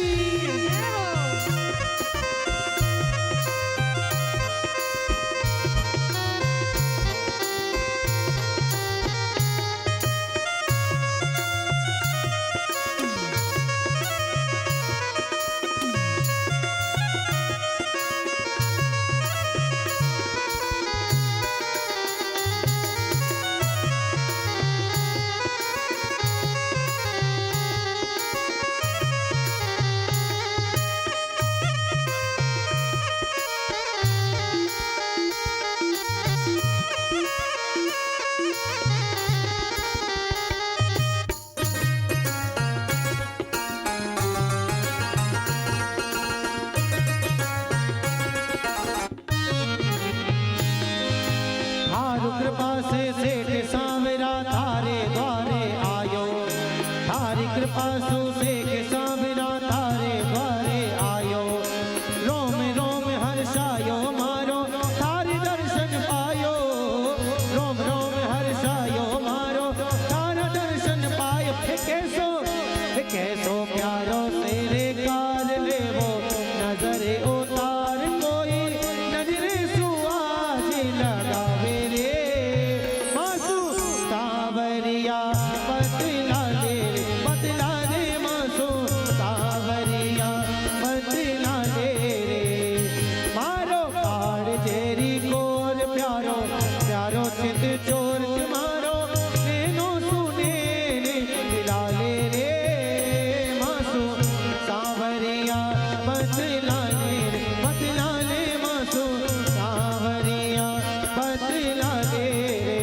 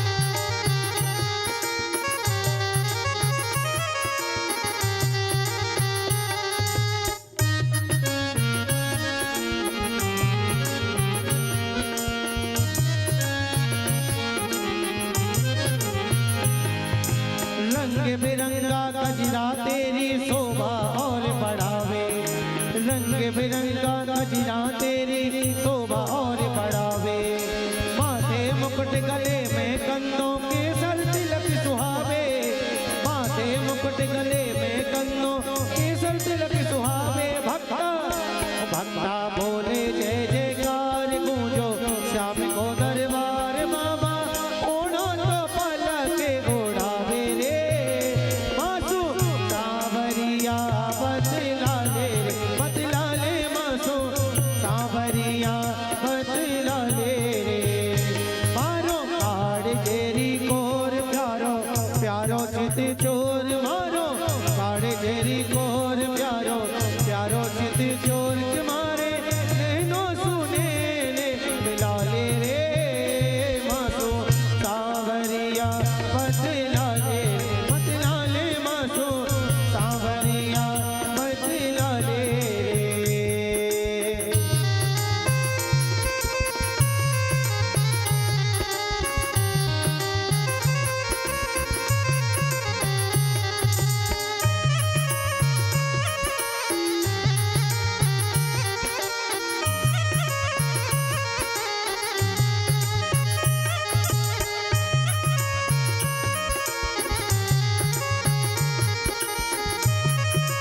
बोलो खाटू नरेश जी। आज तो तेरे मुखमंडल में शोभा लागे प्यारी, आज तो तेरे मुखमंडल में शोभा लागे प्यारी, नजर न ठहरे आज रूप पर जावा बारी बारी, नजर न ठहरे आज रूप पर जावा बारी बारी। कैसे उठी उठे उठे जो हो लोर नाचे, मन मोर मोर उठे नाचे जो है लोर नाचे, मन मोर मोर नन्नो मस्ती नो रंगे बरसा दे रे, मासू सावरिया बतला ले मासू सावरिया बतला ले रे। मारो काड़ जेरी कोर प्यारो प्यारो चित चोर के मारो, काड़ जेरी कोर प्यारो प्यारो चित चोर के मारे, नैनो सुने ले मिला ले रे, मासू सावरिया बतला ले मासू सावरिया बतला ले मासू सावरिया बतला ले मासू सावरिया बतला ले रे। बोलो खाटू नरेश की जय हो। सभी एकाग्र हो जाइए। वो भजन कर ही रहे थे प्रहलाद जी कि उसी समय हिरण्यकश्यप जी आ जाते हैं, हाथ खींचकर कहते हैं कि तू बहुत भगवान भगवान करता है ना, बता तेरा भगवान कहाँ है। घसीटते हुए महल में ले आता है और कहता है बता तू आज कि तेरा भगवान है कहाँ, जिसका स्मरण करता है, जिसका कीर्तन करता है, वो है कहाँ, बता तू कि इस खंभे में है क्या। प्रहलाद जी कहते हैं हाँ खंभे में भी है। कहा अगर इस खंभे में है तो आज इसी गदा से तोड़कर खंभे को तोड़ दूंगा मैं। जैसे ही गदा उठाया हिरण्यकश्यपु ने, खंभे पे मारा, जोर से आवाज निकली और खंभा फाड़ करके भगवान नरसिंह रूप में अवतार लिए। बोलिए नरसिंह भगवान की जय। जैसे ही नरसिंह रूप में आते हैं, बहुत देर तक युद्ध चलती है दोनों के बीच में। क्यों? क्योंकि सायन काल नहीं हुआ था, क्योंकि उसने कहा था कि ना मैं सुबह मरूं ना रात में मरूं, तो समय तो होएगा तब कुछ होगा। युद्ध बहुत देर तक चला। प्रहलाद जी दूर खड़े होकर देख रहे थे। अब नरसिंह भगवान ने पटक दिया हिरण्यकश्यपु को जोर से और घसीटते हुए चौखट पे लाए। चौखट पे ला करके अपनी गोद में बिठाया जंघा पे और कहा देख हिरण्यकश्यपु, ना दिन है ना रात है, ना अंदर है ना बाहर है, ना मैं मनुष्य हूं ना भगवान हूं, ना मेरे हाथ में अस्त्र है ना शस्त्र है, कहा कुछ नहीं है। और कह करके नरसिंह भगवान ने उसके छाती को अपने नाखूनों से फाड़ देता है और उसी समय हिरण्यकश्यपु को उद्धार कर देते हैं, क्योंकि भगवान किसी को मारते नहीं, उद्धार करते हैं। प्रेम से बोली नरसिंह भगवान की जय। क्रोध से आग बबूले हैं नरसिंह भगवान। सारे देवतागण जाते हैं माता लक्ष्मी को बताने की मैया आज तो बहुत क्रोधित है प्रभु। मैया कहती है नहीं, ऐसा हो नहीं सकता कि वो क्रोधित हो। कहा चल के ही देख लीजिए। आरती की थाली, पैर में तो पायल पहनती ही, छम छम करके आई आरती उतारने के लिए। एक हाथ मारा और थाली गिरा दिया, इतने गुस्से थे। सारे देवतागण जाके प्रणाम कर रहे थे उन्हें, डर के मारे कुछ बोल नहीं रहे थे। एक से पूछा तू कौन, अपना नाम बताया। दूसरा डर के मारे अपने दूसरे को बताना नहीं पड़ा कि नाम बताना है, अपने आप ही बोल रहा है। माता लक्ष्मी आकर के प्रहलाद जी से कहा कि प्रहलाद, ये हम लोग से शांत नहीं होंगे, तेरे से ही शांत होंगे। हिम्मत दिला करके प्रहलाद जी को लेके गए, उनके गोद में बिठाया। जैसे ही गोद में बिठाया, जीभ से चाटने लगते हैं और सारा क्रोध उनका समाप्त हो जाता है। हमें भरोसा होना चाहिए कि भगवान आएंगे। अब तो नहीं है, जाते हैं 2-4 दिन जल लेके शिवालय में, अगर नहीं पूर्ण हो आशा तो कहते हैं ये पत्थर है, इनको पूजा नहीं करना, कोई काम का है ही नहीं, क्या देंगे हम, कहकर चले आते। भगवान पे दोषारोपण करते, जो तूने दिया ही क्या है। हमें ये बताइए, कितने मैया अभी श्रीनिवास में करके आई थी कथा, तो पास में रहते थे, तो हम सबसे दिन में मिलती थी वहां पे, क्योंकि पास में थे, यहाँ आना तो असंभव है। तो मैं सबसे मिलती थी, क्योंकि समय पूरा हो जाता है तो हम मिल नहीं पाते। तो मिलते थे तो कई मैयाओं ने सवाल किया कि दीदी माँ, मैंने बहुत भगवान का सेवा किया है, पर मैं बहुत कष्ट में, बहुत दुख होता है। हमें बताइए कि हम कभी अपने बच्चे को मारते हैं, पड़ोसी के बच्चे को नहीं मारते। तो अगर कष्ट भगवान को हम सेवा कर रहे हैं तो भगवान हमें कष्ट देंगे, पड़ोसी को नहीं। कईयों ने तो ऐसा सवाल किया कि मेरी बाजू वाली जो है ना महापापी, ना पूजा करती है ना अर्चना करती है, और लेकिन 3-4 घर है, गाड़ी है, बंगला है, पति भी कमाता है, बेटा भी कमाता है, अपने भी कमाती है, खूब ऐशो आराम है और धन भी बचता है, और हमें बहुत कष्ट है।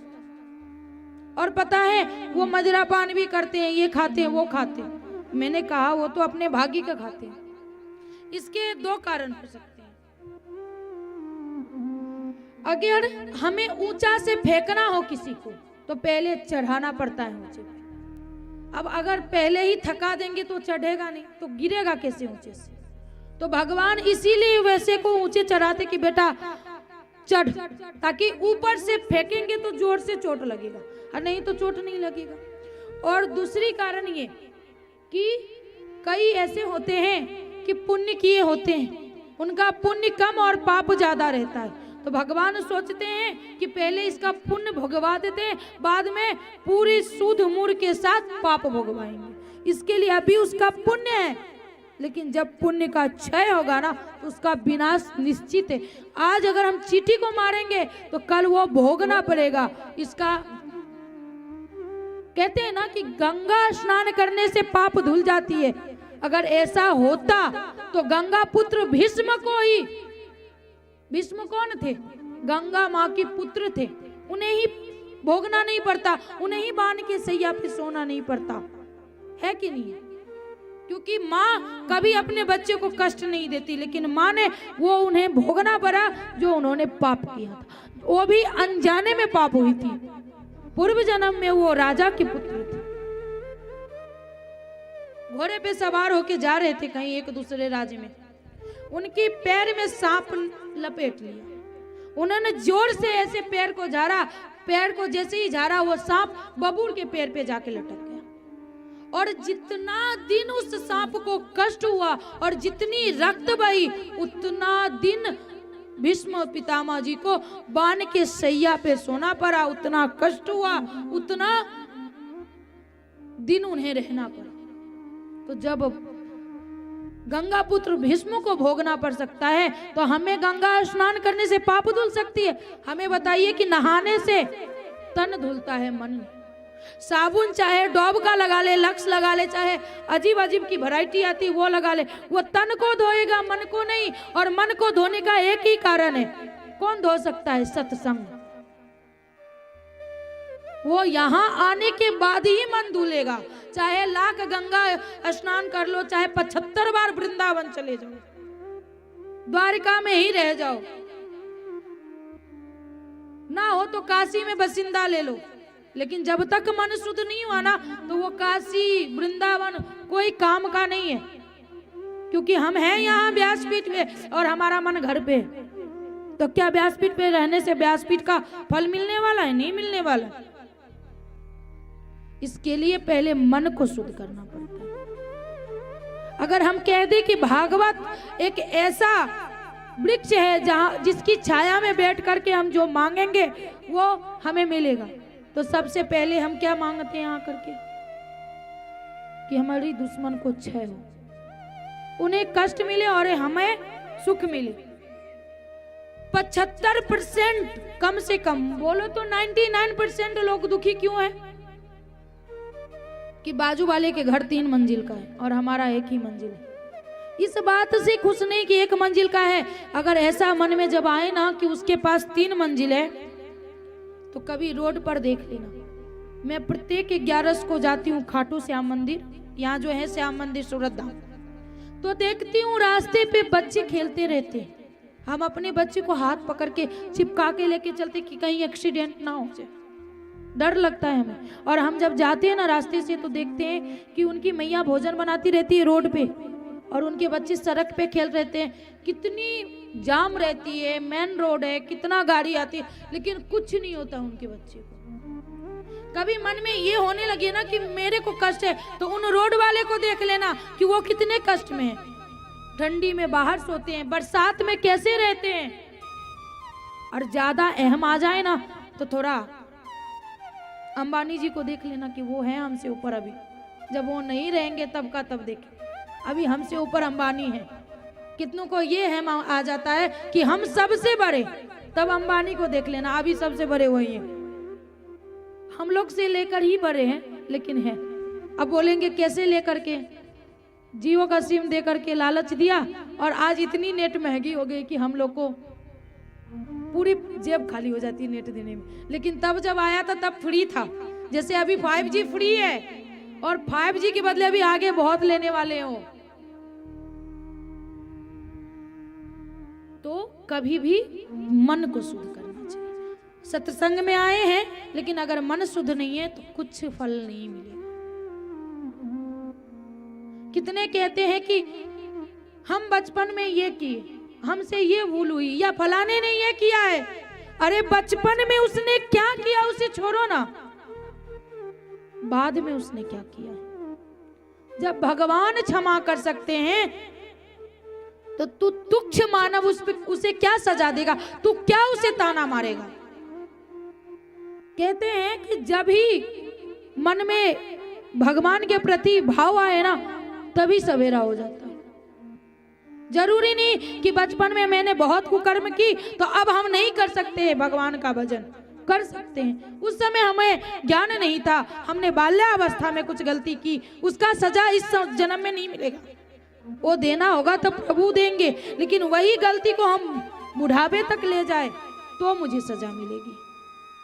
अगर हम उस रास्ते को छोड़ करके भगवान पे आ रहे हैं तो हमें मौका देनी चाहिए कि वो इस सब को छोड़कर भगवान के प्रति निष्ठा रख रही है, उसकी टांग नहीं खींचनी चाहिए। इसके लिए जब भी इच्छा हो तभी प्रभु को लग जाओ, और ना हो तो प्रेम से देख लेना। जिस दिन प्रेम से देख लोगे ना ठाकुर जी को, दूसरे को देखने की जरूरत ही नहीं पड़ेगी, सब कुछ वही दिखेंगे।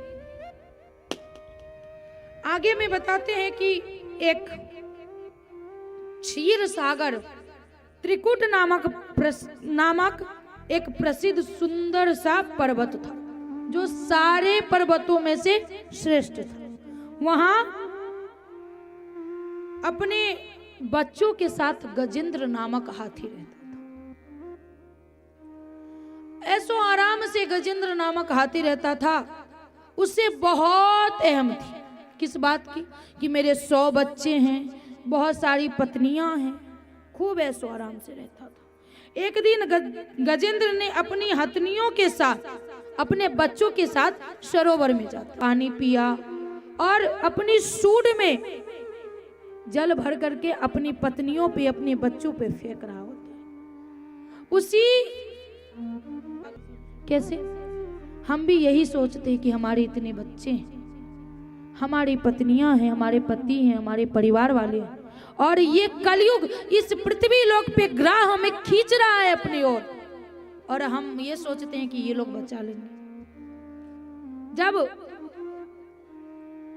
ये सोचता है कि नहीं, ऐसे छोटा मोटा जीव है, जब वो ग्रह खींच कर बीच की ओर लेते जा रहा है, वो अपने आप को बचा नहीं पा रहा है, तब उसे समझ में आया, अरे हाँ, शायद हमसे कोई बड़ा है जो हमें पकड़ लिया।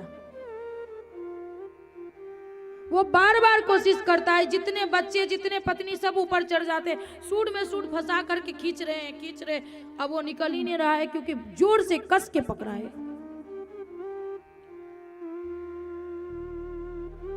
लाख कोशिश के बाद कई दिन बीत जाते हैं, बच्चे और पत्नियां भूखी रहती है, पर वो निकल नहीं पाता। बाद में पत्नियां कहती है, जो तू रह, मैं जा रहा हूं। एक तेरे वजह से मैं अपने संतान को दुख नहीं दे सकता, एक तेरे वजह से हम अपने आप को कष्ट नहीं दे सकते। अब हम हार गए, अब अपने आप जानो। तब तक गजेंद्र को यही लगा कि हमारे परिवार वाले हमें बचा लेंगे, लेकिन जब सब छोड़ के जाने लगे ना, तब आस टूटी, आह, कोई अपना नहीं है। ये हम सब के मन में होना चाहिए कि यहाँ कोई अपना नहीं। जिसके लिए तुम जान दोगे ना, वही पीछे से छुरा मारेगा। आज मैंने देख लिया है कि हम जिसे अपना समझते हैं ना, वो सबसे बड़ा गद्दार होता है। जिस पे निष्ठा होती कि ये हमारे लिए अच्छा है, वो सबसे बड़ा गद्दार है। ना तो यहाँ पत्नी अपनी है, ना बच्चे अपने हैं, ना पति अपने। एक बार की बात है, गांव में, ये मेरे गांव की बात है, एक दादाजी ऑफ हो जाते हैं। वो दरोगा जी थे, वो ऑफ हो गए। तो मैया पास में बैठ करके बहुत रो रही है, विलाप कर रही है, रो रही है, और उनके कान में कनौसी बोलते हैं, जो एक ही कान में वो पहने हुए थे। थोड़ा ज्यादा सोना था, दरोगा जी थे तो पैसा तो था ही, अच्छा खासा बना रखा था। दादी पास में बैठी हुई थी। दादी ऐसे ऐसे कान को छू छू कर कोशिश कर रही थी कि खोल लूं, ताकि ये तो जाएगा ही, साथ में ये भी लेके चला जाएगा, इससे अच्छा पोता को दे दूंगी तो पोता का कुछ बन जाए। अब जितने महिला बैठे थे, उन्होंने देखा, अरे समाज के लोग खड़े हैं, ये ऐसे कर रही है, उठा के लेके गए।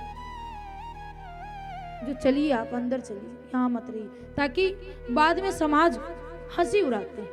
सोचो, सबसे अत्यधिक अगर प्रेम माना गया है, वो पति पत्नी के बीच की प्रेम, लेकिन वो भी मरने के बाद खत्म, कोई नहीं होता। हम भूल करते हैं कि ये अपना है हमारा, पर यहाँ कोई किसी का नहीं। हम अकेले आए थे और अकेले हमें जाना है। पता है, जब हम चले जाते हैं तो जो बेटा रहता है ना, वो 10 दिन तक दुख मानता है, 10 दिन रोता है कि मेरे पिताजी, मेरी मैया चली गई। जो आस पड़ोस वाले होते हो, जब जला के आते हो तभी खत्म हो जाते, तब तो उन्हें खाने को पड़ी रहती कि कब 10वें दिन आएगा, 11वें दिन आएगा कि हमें खाने को मिलेगा। और जो पत्नियां होती है ना, वो लमसम साल भर तक रोती है, इसके बाद वो भी भूल जाती है। भूलने के बाद बरसी के बरसी याद करते हैं कि हाँ वो थे तो ऐसे थे, या वो थी तो ऐसी थी, सब यही भूल जाते हैं। लेकिन हम क्या करते हैं, हाय हाय पे लगे हैं कि ये हमारा है, ये हमारा है, ये हमारे बच्चों का है। नहीं, हाँ प्रेम करना है, मैं ये नहीं कहती कि प्रेम मत करो अपने बच्चों से, प्रेम मत करो पति से, प्रेम मत करो अपने पत्नी से, करो पर लिमिट में। क्योंकि अगर हम किसी से प्रेम करते हैं ना तो हमें उससे आशा होती है, और जब वो आशा ठुकराता है ना तो बहुत मन को दुखता है, बहुत कष्ट होती है मन में। तो क्यों आशा रखना ऐसा जो हमें कष्ट मिले? हमें आशा ही नहीं रखना। आज वृद्धाश्रम में माँ बाप रोते क्यों हैं? क्योंकि बचपन में वो सोचते हैं कि आज इसके लिए हमने किया तो कल हमारे लिए ये करेगा। अगर हम नहीं सोचेंगे तो हमें कष्ट नहीं होगा। हम यही सोचेंगे कि हमें भगवान ने बुलाया, भगवान के पास जाना है, भगवान ही हमारे सब कुछ, लेकिन हम नहीं सोचते ये सब। जब उसने गजेंद्र ने देखा कि सभी चले गए, अब उसे लगा कोई नहीं है। सूंड में एक कमल का पुष्प उठा करके भगवान को याद किया। जैसे ही भगवान को उसने याद किया, भगवान तत्क्षण आ जाते हैं। और पता है गजेंद्र क्या कहता है कि मैंने ऐसा कौन सा काम किया, सब दिन तो मैं मतलबी था, ऐसा कौन सा काम किया कि तूने मुझे थाम लिया प्रभु। मैंने पत्नी पे भरोसा किया, मैंने बच्चों पे भरोसा किया, मैंने अपने परिवार वाले पे भरोसा किया, कभी तुझे याद नहीं किया। लेकिन तू आज एक छोटी सी आवाज पे तू दौड़े चले आए। आज जब द्रौपदी की चीर हरण हो रही थी तो पूरे सभा वाले को द्रौपदी ने याद किया, तब तक लाज लुट चुकी थी। लेकिन जैसे ही उसने कहा कि माधव, दोनों हाथ खड़ा करके कि तू लाज रखना, तो माधव ने लाज रख लिया। हम जब तक इस पृथ्वी वाले के सामने हाथ फैलाएंगे ना, कोई अपना नहीं है। आज जहां हम बचपन में क्लास किए थे ना, उनकी पत्नी बहुत प्रेम करते थे अपनी पत्नी से, लेकिन अभी कल मैं थोड़ी डिस्टर्ब हो गई। पता चला कि उनकी पत्नी मर गई। क्यों मर गई? पैसों की वजह से। कुछ दिन तो उन्होंने इलाज करवाया अच्छे से, ब्लड कैंसर था उन्हें। बाद में जब अपनों को फोन किया तो अपनों ने नंबर ब्लॉक कर दिया कि हमें पैसे मांगेगा, हमें देना पड़ेगा। और उस पैसे की वजह से 2 बच्चे को छोड़ करके उसकी पत्नी मर गई। लेकिन जब तक वो जीवित थी, स्वस्थ थी, तब तक तो सारे रिश्तेदार उसके साथ थे कि हम तुम्हारे अपने। लेकिन नहीं, वही गजेंद्र कह रहा है कि मैंने ऐसा कौन सा काम किया। आइए भजन से समझते हैं कि ऐसा कौन सा काम किया कि प्रभु तूने मुझे थाम लिया।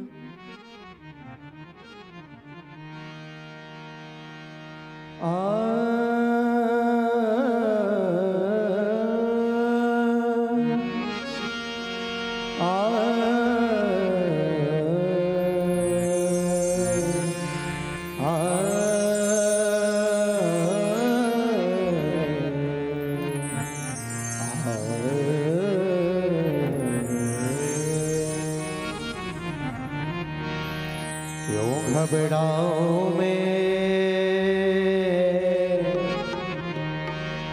मेरा तो श्याम से नाता है।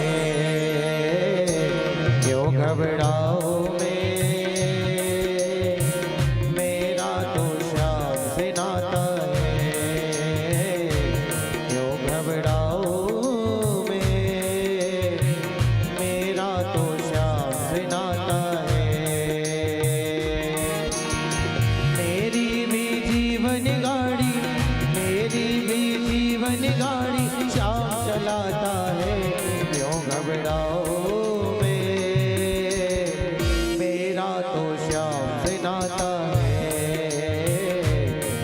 घबराऊं मैं, मेरा तो श्याम से नाता है।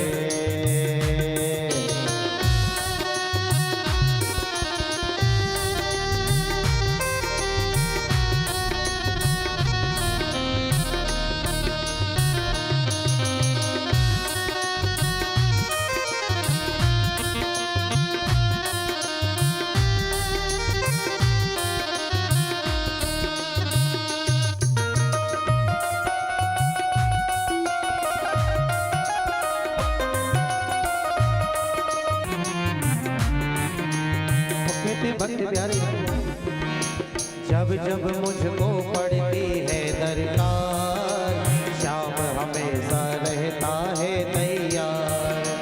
जब जब भक्त को पड़ती है दरकार, श्याम हमेशा रहता है तैयार। श्याम इन सब पे किया बड़ा उपकार, श्याम ही मेरे जीवन का आधार। हरदम ये मुझ पर अपना, हरदम ये मुझ पर अपना प्यार लुटाता है। क्यों घबराऊं मैं,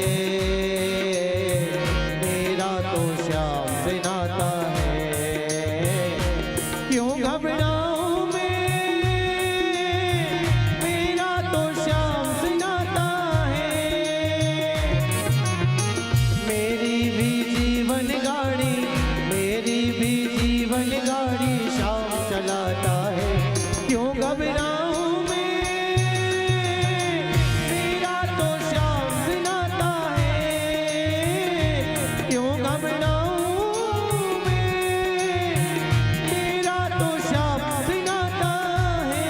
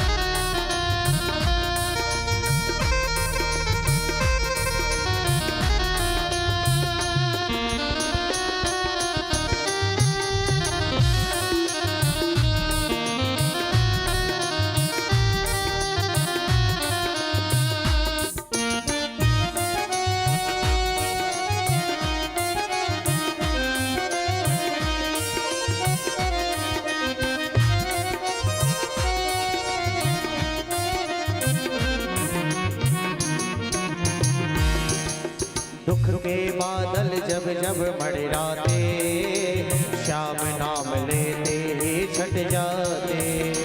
दुख के बादल जब जब मंडराते, श्याम नाम लेते ही छट जाते। बाल भी बांका वो ना कर पाते, कभी दोबारा नजर नहीं आते। संकट आने से पहले, संकट आने से पहले श्याम आता है। तो क्या बोल रहे हैं, जरा दोनों हाथ ऊपर करके बोलो क्या। क्यों घबराऊं मैं, सबका तो श्याम से नाता है। क्यों घबराऊं मैं, मेरा तो श्याम से नाता है। मेरी भी जीवन गाड़ी, मेरी भी जीवन गाड़ी श्याम चलाता है। क्यों घबराऊं मैं, मेरा तो श्याम से नाता है।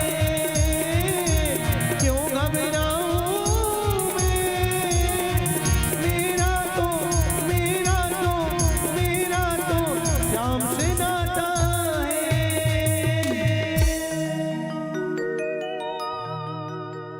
मेरी भी जीवन गाड़ी,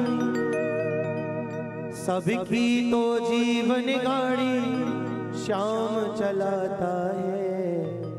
क्यों घबराऊं मैं, मेरा तो श्याम से नाता है। बोलिए भक्त वत्सल भगवान की। लग रहा है कि कि आने वक्त कुछ आंख में चली गई, बहुत परेशान कर रही है आज तो, ना निकल रही है। और समुद्र मंथन पे लेके जाते हैं ताकि जल्द से जल्द हो सके। उस समय की बात है जब एक समय की बात है, दुर्वासा जी जा रहे थे रास्ते से, तो उन्होंने देखा कि इंद्र आ रहे हैं। तो जो हमें प्रिय होता है तो हम चाहते हैं कि ऐसे अमूल्य चीज जो मेरे पास हो मैं उसे सौंप दूं। तो दुर्वासा ऋषि जी ने अपने गले की हार उतार करके इंद्र को पहना दी। जैसे ही इंद्र को पहनाया, इंद्र ने सोचा कि मैं इस हाथी के इरावत हाथी की वजह से अच्छे से चल रहा हूं, तो उसने अपने गले की हार हाथी को पहना दी। अब हाथी क्या समझे उसका मूल्य, हाथी ने अपने गले से उतार करके सूंग में नचाकर और फेंक दिया और पग धर के चले गए। कुछ समय बाद रास्ते से आ रहे थे पुनः दुर्वासा जी, देखा अरे ये तो वही हार है जो मैंने इंद्र को दिया था, और इंद्र ने इतना बड़ा अपमान कि मेरा दिया हुआ हार को फेंक करके और लात रख के गया। उसी समय दुर्वासा ऋषि जी ने श्राप दे दिया कि जा तेरा इंद्रासन छीना जाएगा। ये बात पता चली शुक्राचार्य जी को, दैत्य के गुरु थे। उन्हें वो तो चाह में रहते हैं कि कब कौन से देवता को श्राप मिले और हम अपना काम कर ले। तो उन्हें जब पता चला कि इंद्र श्रापित है तो सारे दैत्य को क्या किया कि बोला कि आक्रमण कर दे, अभी आक्रमण करेगा तो इंद्र हार जाएगा। दैत्यगण ने आक्रमण किया, इंद्र था श्रापित, हार गया। अब सारे लोग नारायण के पास गए कि कैसे क्या होगा, अभी तो दैत्य का राज चल रहा है इंद्रासन पे, कुछ कीजिए। नारायण ने कहा कि बहुत चालाक है, शुक्राचार्य जी ऐसे नहीं मानेंगे युद्ध के लिए, इसके लिए कुछ करना पड़ेगा। तो क्या करना पड़ेगा? कहा कि जा और कहना कि हम समुद्र का मंथन करेंगे और उसमें जो भी निकलेगा आधे आधे बांट लेंगे। कहा ठीक है जाते, क्योंकि वो लोभी मानेंगे। जैसे ही आए कहा कि हम समुद्र मंथन करना चाहते हैं और जो भी कुछ निकलेगा हम सभी बांट लेंगे। वो तैयार हो गए, समुद्र मंथन की तैयारी हुई। इसके बाद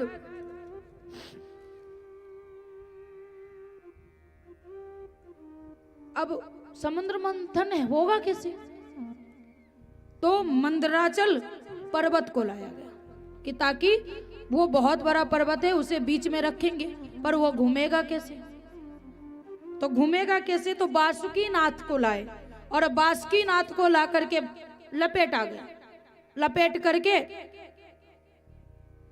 अब सारे देवतागण कहे कि ऐसे नहीं मानेगा, अगर हम कहेंगे कि पूछ पकड़ेंगे तो ये बोलेगा हम पूछ पकड़ेंगे, लेकिन विष जैसे बासुकी नाथ को हम चलाएंगे तो उनके मुख से विष निकलेगा तो हम लोग पे असर होगा। इससे अच्छा कि हम दैत्यगण को कहते हैं कि हम मुख पकड़ेंगे, और दैत्यगण को जैसे ही बोला कि हम मुख पकड़ेंगे तो दैत्यगण बोला कि नहीं, मुख तो हम पकड़ेंगे, तू लोग पूछ पकड़। कहा मैं तो यही चाहता हूं कि मैं पूछ पकड़ूं, तेरी जो इच्छा कर। उसने मुख पकड़ लिया बासुकीनाथ जी का और देवतागण ने पूछ पकड़ लिया। समुद्र मंथन चालू होती है। कुछ समय के बाद विष निकला। जैसे ही विष निकला जितने दैत्यगण थे लमसम काले हो गए विष से, कितने तो मर गए, बेहोश हो गए।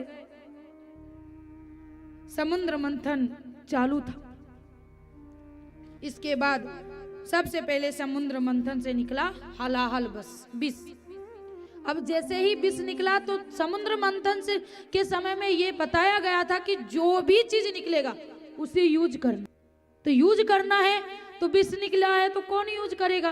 तो सारे देवतागण गए शिव जी के पास कि प्रभु ये बस आप ही रख सकते हैं, इसे हम लोग के बस में नहीं है ये सहन करना। जैसे ही कहा माता पार्वती कहती नहीं, हमसे पूछती हैं कि मैं कहाँ रहती हूँ। तो शिव जी ने कहा कि हृदय में रहती हो। का हृदय में रहती हूँ, तो आप विष पिएंगे तो मैं काली हो जाऊंगी, इससे अच्छा कि विष मत पियो। कहा तू चिंता मत कर प्रिय, मैं गले तक ही रखूंगा। उन्होंने विष का पान किया। इसके बाद निकला कामधेनु गाय जो ऋषियों को दिया गया। इसके बाद उच्च सर्वा घोरा जो कौस्तुक मणि जो नारायण के पास है। इसके बाद कल्प वृक्ष जो स्वर्ग में है। इसके बाद अप्सरा रंभा जो इंद्र ने लिया। माता लक्ष्मी, जैसे ही माता लक्ष्मी निकली सारे दैत्यगण मोहित हो गया, शायद हमसे ही शादी करेगी। देवतागण भी सोचने लगे ये वरमाला लेके निकली है तो हम पे ही डालेगी। माता लक्ष्मी निकली, दैत्यगण के पास से आई, बोली ये लोग तो खान पान भी इसका सही नहीं है, और है तो ये दैत्य काले काले दिखते हैं, इसे कौन शादी करेगा। करके आया, करती हुई देखती हुई आई, शिव जी के पास आई। शिव जी भी सोचते शायद हमारे ही गले में आने वाला है। कहा कि ये तो पता नहीं ना कपड़ा पहनता है ना कुछ करता है, भस्म ले पेट के पता नहीं कहाँ घूमता है, ये मेरे लायक नहीं, इससे नहीं करेंगे। ऋषिगण भी मन में मन सजा रखे थे, ब्रह्मा जी भी सोच रखे थे, देवतागण भी सोच रखे थे। सबको छाटते हुए आए नारायण के पास। जैसे ही उन्होंने नारायण को देखा, कहा इनसे परे तो कुछ है ही नहीं। अपनी हाथ की वरमाला तुरंत उन्होंने नारायण के गले में रख दिया। उसी समय उनकी विवाह हो गई। और विवाह का किस दिन हुई है? धनतेरस के दिन। इसके बाद वारुणी निकली। वारुणी अर्थात शराब, और वारुणी और अमृत दोनों साथ में निकला। तो देवतागण ने अमृत रख लिया और शराब दे दिया दैत्यगण को, जो हम लोग को भी मिला है। हम लोग तो दैत्य ही है ना जो पान कर रहे हैं। जो पान कर रहे हैं वो दैत्य हैं, क्योंकि दैत्य ही पान कर सकते हैं।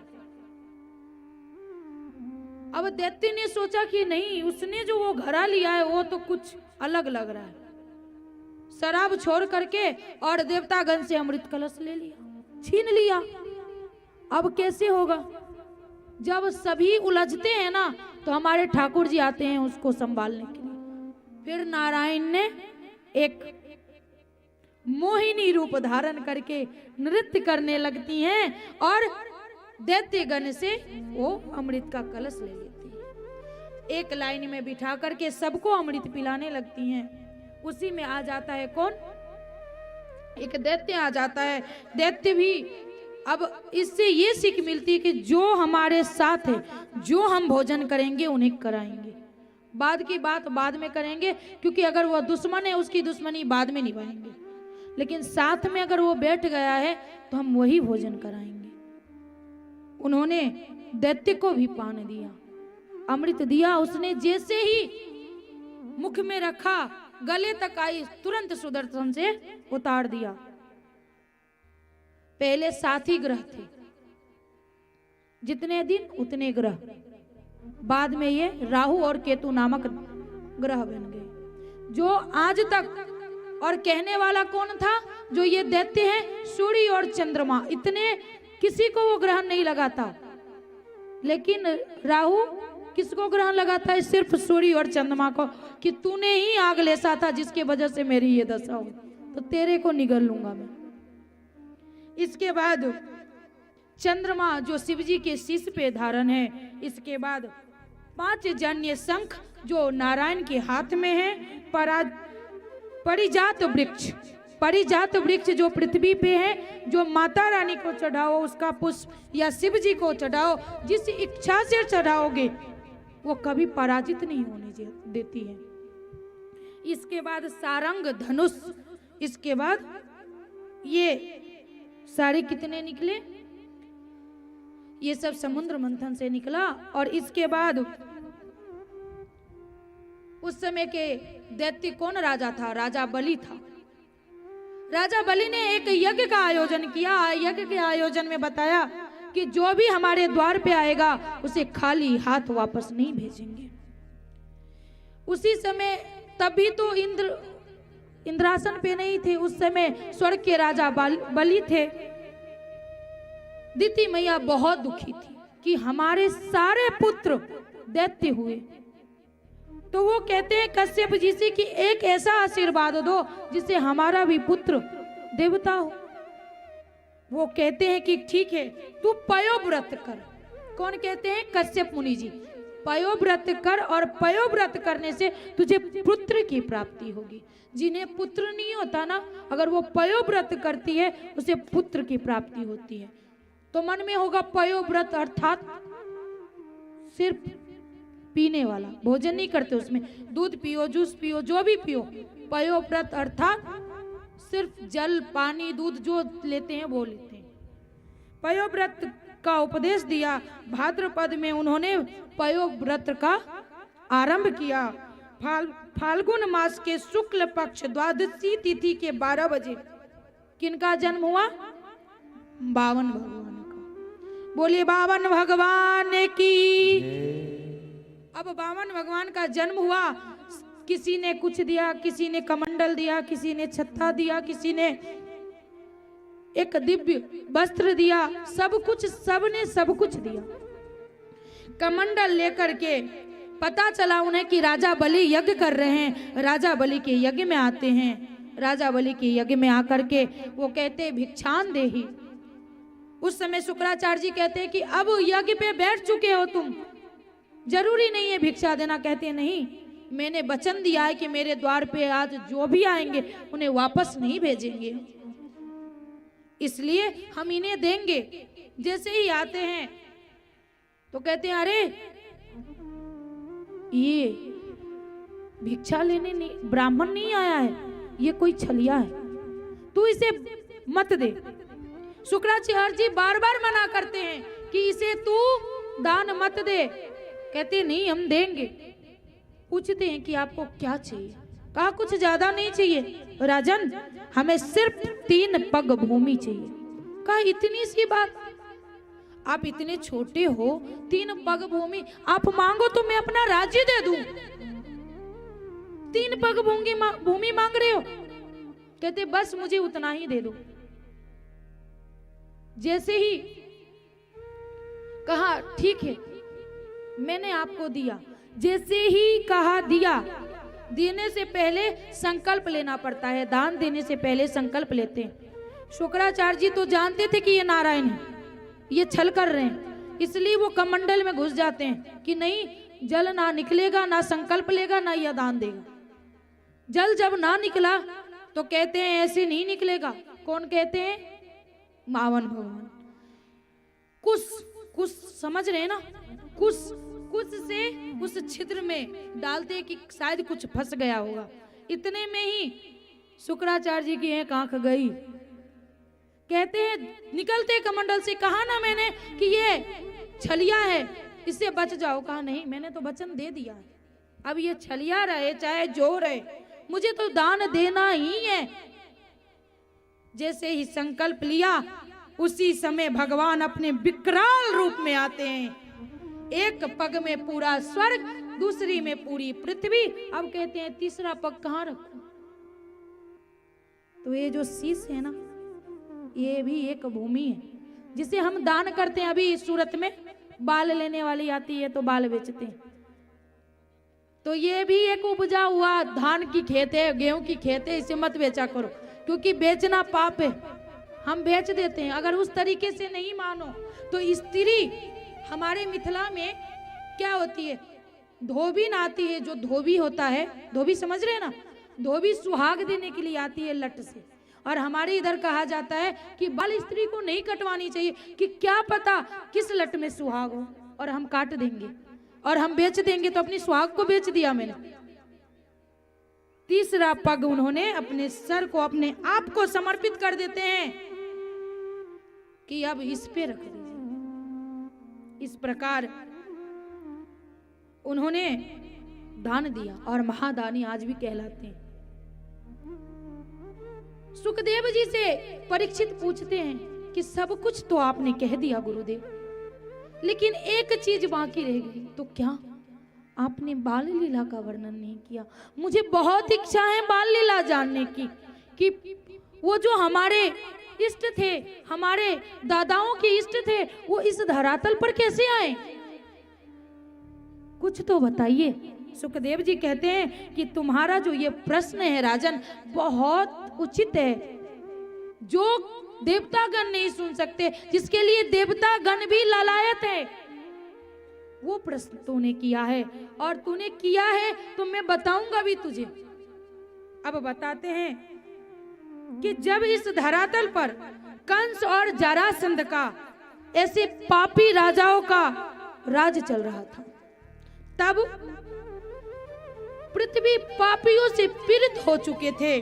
तब देवतागण के साथ सारे ब्राह्मण मिलकर के भगवान नारायण को स्तुति करते हैं कि प्रभु, जिस प्रकार रावण ने पूरे पृथ्वी पे हाहाकार मचा दिया था, वैसे ही कंस और ये जरासंध बहुत कष्ट दे रहा है।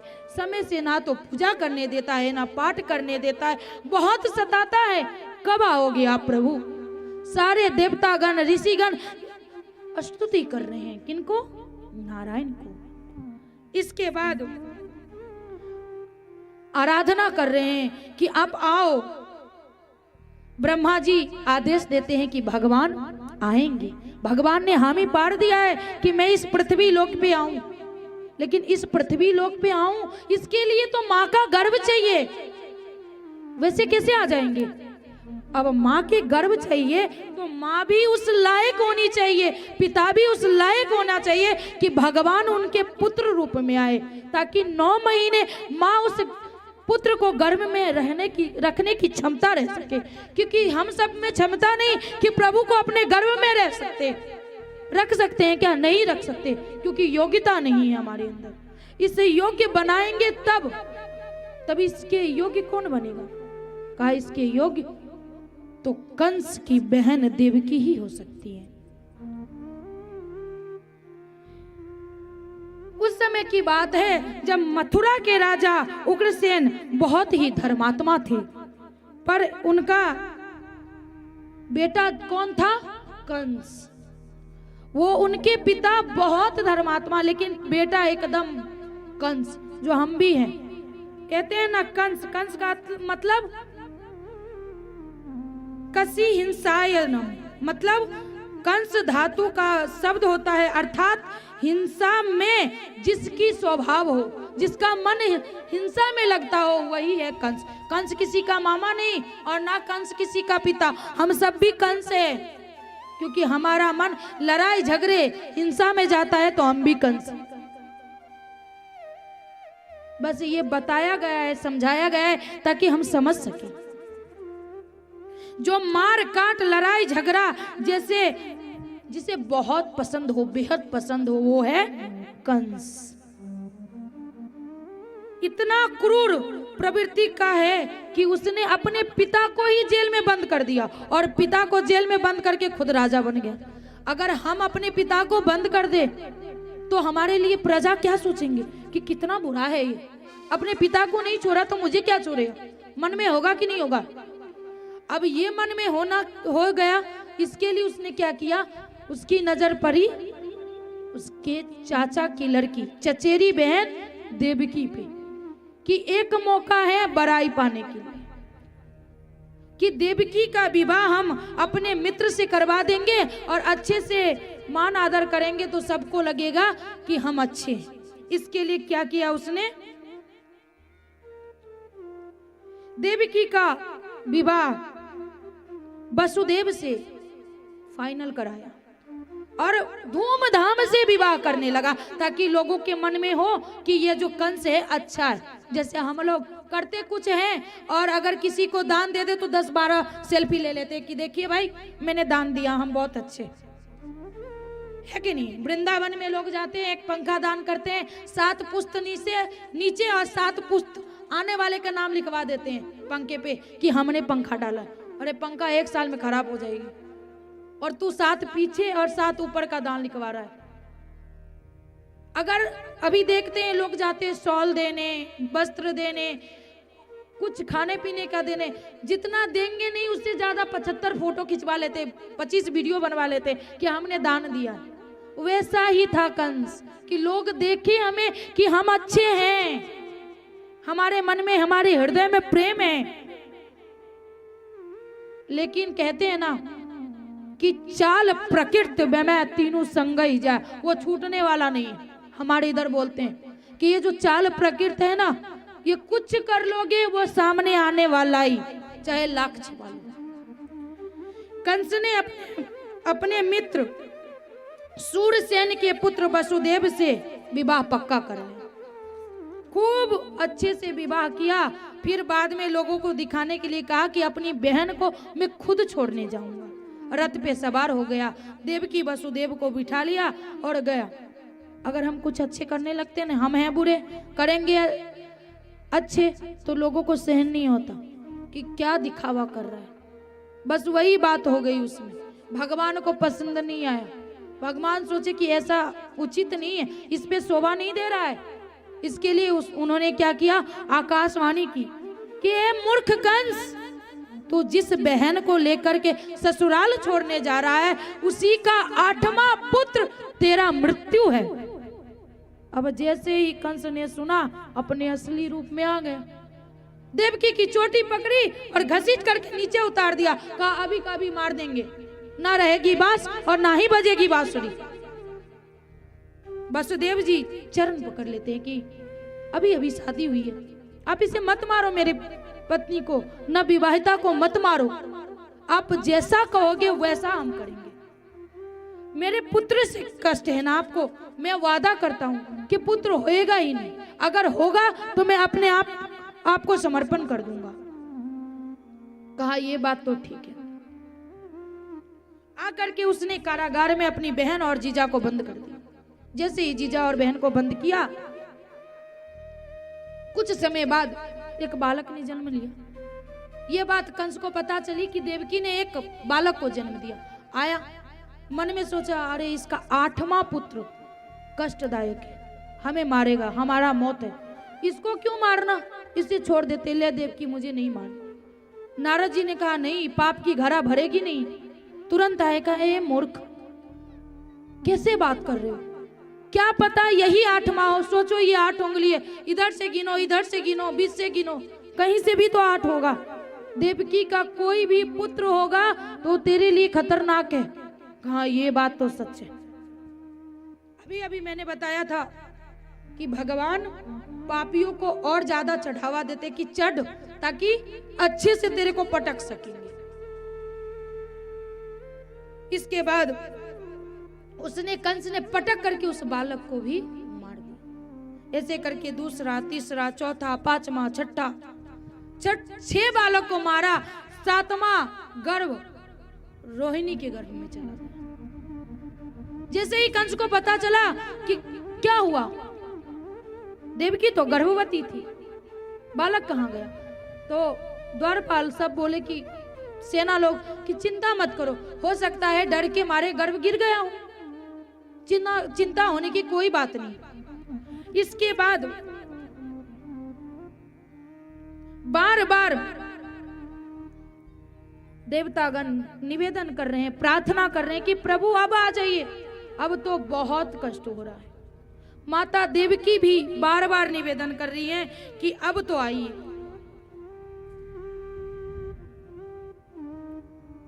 इसके बाद वो समय आया, 8वां गर्भ में भगवान स्वयं आए। अब भगवान ने जब मां के गर्भ में आए, 8वां गर्भ जब समय पूरा हुआ, भादों का महीना आ गया, भादों का महीना आ गया, कृष्ण पक्ष, अष्टमी तिथि, बुधवार, रोहिणी नक्षत्र, हर्ष योग, मध्य रात्रि 12 बजे की समय था। और भगवान माता देवकी की गोद में चतुर्भुज रूप में प्रकट होते हैं। बोलिए चतुर्भुज भगवान की जय। जैसे ही माता देवकी ने देखा, अरे आप इस रूप में, मैंने तो बोला था कि बाल रूप में आना। कहा मैया शांत हो जाइए, मैं बाल रूप में भी आऊंगा, लेकिन मैं उपदेश देने आया हूं कि जैसे ही वासुदेव जी ने देखा, प्रणाम किया, कहा कि पिताजी हमें टोकरी में रख करके हमें नंदगांव छोड़ाइएगा।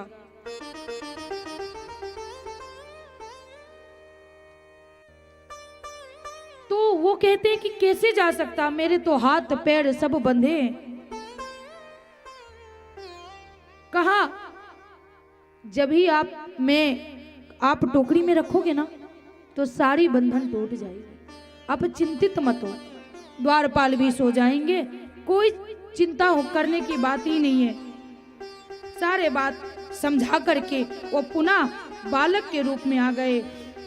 प्रभु रोए नहीं बिल्कुल, पता है क्यों नहीं रोए? क्योंकि उन्हें याद था रामा अवतार, उन्होंने देखा था रामा अवतार में जैसे ही रोए थे ना, तो जितनी दास दासियां थी सारे बधाई लेने आ गए।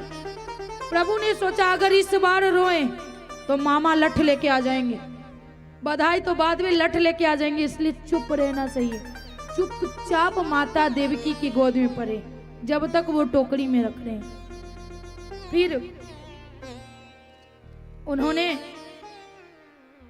टोकरी में रखा, टोकरी में रख करके सारी बंधन खुल गई, और जैसे ही बंधन खुला, द्वार खुद ही खुलता जा रहा है।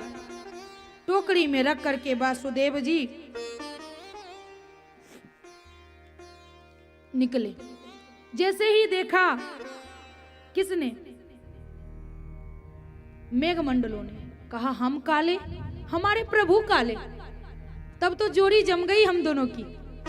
अब आए हैं हमारे यहाँ तो हम तो स्वागत करेंगे कि नहीं करेंगे? अब जिसके पास जो रहेगा उसी से स्वागत करेगा। मेघमंडलों ने क्या किया, मीठी मीठी बारिश होने लगी। अब जैसे ही छोटी छोटी बूंद बरसने लगी कि नाग ने सोचा अरे ये भी तो हमारे ही रंग के हैं, इन पे बूंद पड़ेगा, छोटे से रूप में इनको कष्ट होगा। उन्होंने क्या किया, अपनी पूरी छत्र फैला करके भगवान को ढक दिया। ढक करके जैसे ही ढक दिया, पीछे पीछे वासुदेव जी के चल रहे हैं। अब आ गई यमुना। यमुना मैया बरसों से इंतजार कर रही थी कि प्रभु आएंगे, प्रभु आएंगे। जैसे ही देखा कि प्रभु आ गए, अब कोई अपने प्रिय को देखे और शांत रहे, आ गई अपनी रूप में। जैसे ही अपने रूप में आई, वासुदेव जी डूबने लगे। प्रभु सोचते हैं कि मेरे पिताजी तो डूब ही जाएंगे, इसलिए इसे शांत करना पड़ेगा। अपनी नन्ही सी पग टोकरी से बाहर निकाल करके जैसे ही यमुना मैया को स्पर्श हुआ, यमुना मैया पूरी शांत हो जाती हैं, घुटने तक आ जाती है।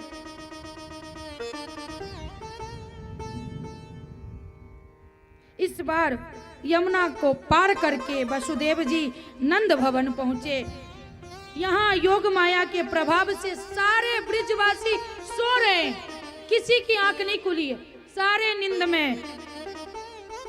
धीरे से वो प्रसूति के भवन में जा करके वो लाली जो थी ना, वो लाली को ले लिए और लल्ला को रख करके आ गए। जैसे ही लाली को लेकर के वापस आए, बंदी गृह खुद बंद हो गया और वो लाली जोर जोर से रोने लगती है। जैसे ही रोने लगती है, सारे द्वारपाल के आंख खुल जाते। द्वारपाल के आंख खुले और आ गए कंस। कंस आया, कहा यही है आठवां, इसे नहीं छोड़ेंगे। हाथ पैर पकड़ के जैसे ही पटकने की कोशिश की, योग माया हाथ से छूट गई और कहा अरे कंस, मूर्ख कंस, तू क्या मुझे मारेगा? तुझे मारने वाला तो पैदा ले लिया है। आइए, कृष्ण जन्म की खूब खूब बधाई हो, खूब खूब बधाई हो। लल्ला की जन्म की सबको बधाई हो। आइए एक बधाइया समझते हैं, इसके बाद शायद आ गए होंगे ठाकुर जी, तो उनका भी आनंद लेंगे। अपनी वाणी को मैं यहीं विराम करती हूँ। जय जय श्री राधे।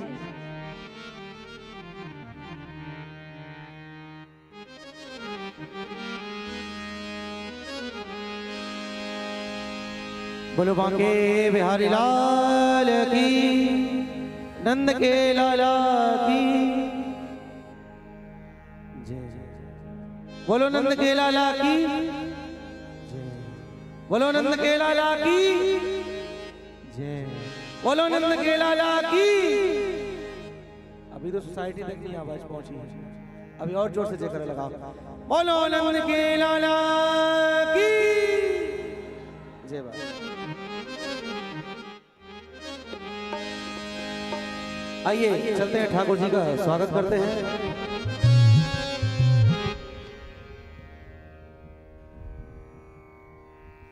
हेलो, आइए, हम तो बधाई सुन रहे हैं, लेकिन वहां पे बधाई में कोई बैठे नहीं थे। लगभग सब समझ गए। कृष्ण जन्म की खूब खूब, एक भी बैठे नहीं रहेंगे और सभी ऐसा लगे जब हम सभी बधाई बांट रहे हैं, सभी आनंद कर रहे हैं। और इस भजन में तो हम सभी नृत्य करके खूब आनंद करेंगे और उसके बाद हम बैठ करके झांकी का दर्शन करेंगे। आइए, बाल कृष्ण लाल की जय हो। सभी लोग हाथ उठा के बाल कृष्ण लाल की। अरे पलके ही पलके बिछाएंगे, पलके ही पलके बिछा जिस दिन श्याम प्यारे घर आएंगे। पलके ही पलके बिछाएंगे, पलके ही पलके बिछाएंगे जिस दिन श्याम प्यारे घर आएंगे। जिस दिन श्याम प्यारे घर आएंगे।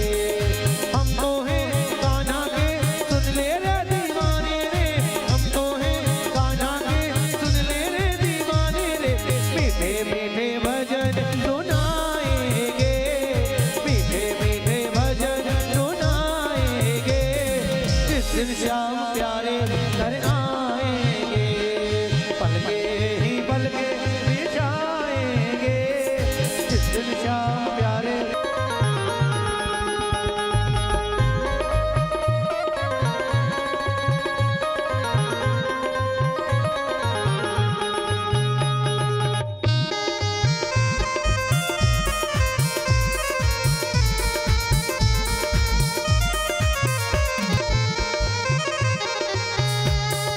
घर का कोना कोना मैंने फूलों से सजाया, घर का कोना कोना मैंने फूलों से सजाया। बंधन बार बधाई की का दीप जलाया, बंधन बार बधाई की का दीप जलाया। प्रेमी जनों को मनाएंगे, प्रेमी जनों को मनाएंगे। कब मनाएंगे प्रेमी जनों को? कहते हैं जिंदगी में कभी खुशी तो कभी गम होता है, जिंदगी में कभी खुशी तो कभी गम होता है। और दोनों हाथ ऊपर करके बांके बिहारी के दरबार में तालियां वही बजाते हैं जिनके बाजुओं में दम होता है। दोनों हाथ ऊपर करके बोलेंगे, प्रेमी जनों को मनाएंगे जिस दिन श्याम प्यारे घर आएंगे। पलके ही पलके बिछाएंगे, पलके ही पलके बिछाएंगे जिस दिन श्याम प्यारे घर आएंगे। पलके ही पलके बिछाएंगे जिस दिन श्याम प्यारे घर आएंगे।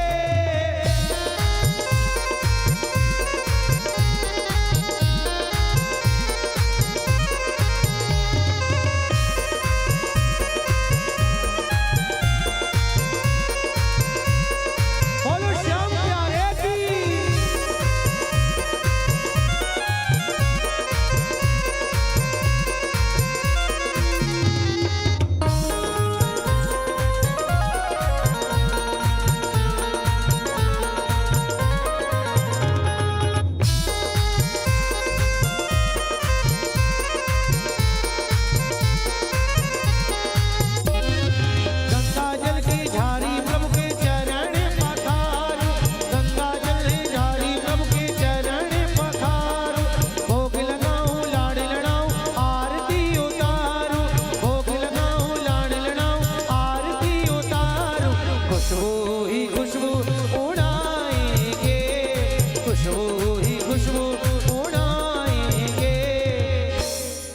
क्या बोलेंगे? जिस दिन श्याम प्यारे घर आएंगे, खुशबू ही खुशबू उड़ाएंगे। जिस दिन श्याम प्यारे घर आएंगे, पलके ही पलके बिछाएंगे। जिस दिन श्याम प्यारे घर आएंगे।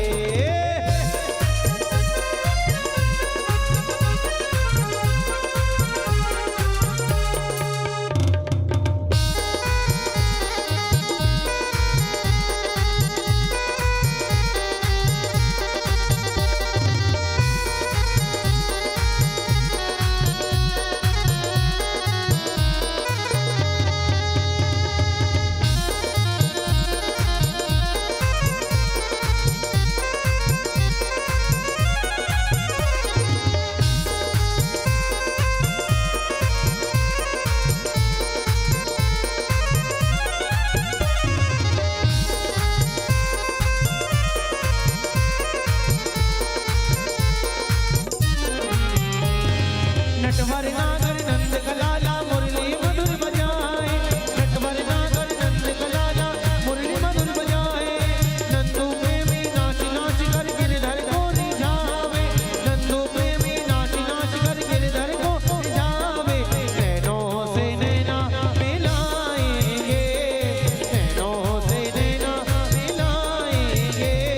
जिस दिन श्याम, जिस दिन श्याम, जिस दिन ऐसे नहीं, ये दोनों हाथ ऊपर के बोले क्या?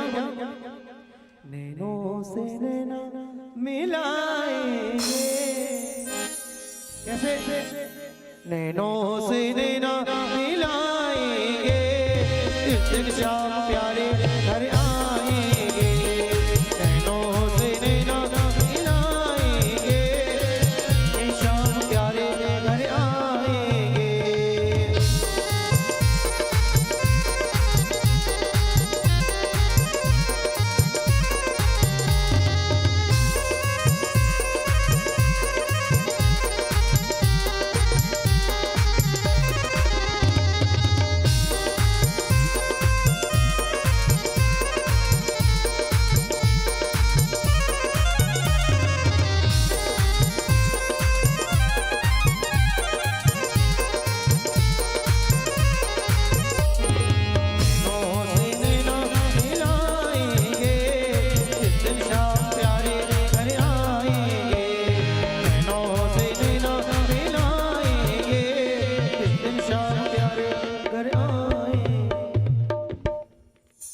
बालकृष्ण लाल की।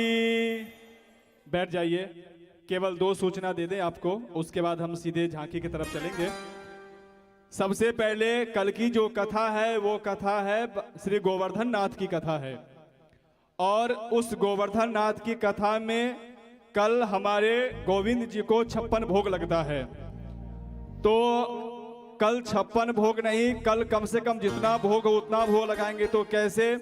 कल जितने भी मेरे प्यारी प्यारी माताएं हैं वो घर से कुछ न कुछ बना करके लाएंगे, जो भी जिनसे बन पाए कुछ न कुछ यहाँ पे बना करके लाएंगे। यदि हम खरीदने जाए दुकान से तो केवल 56 लेकर के आएंगे। और इतनी सारी माताएं बैठी है, कई माताएं घर में बैठी सुन रही है, उनको भी मन में हो जाएगा।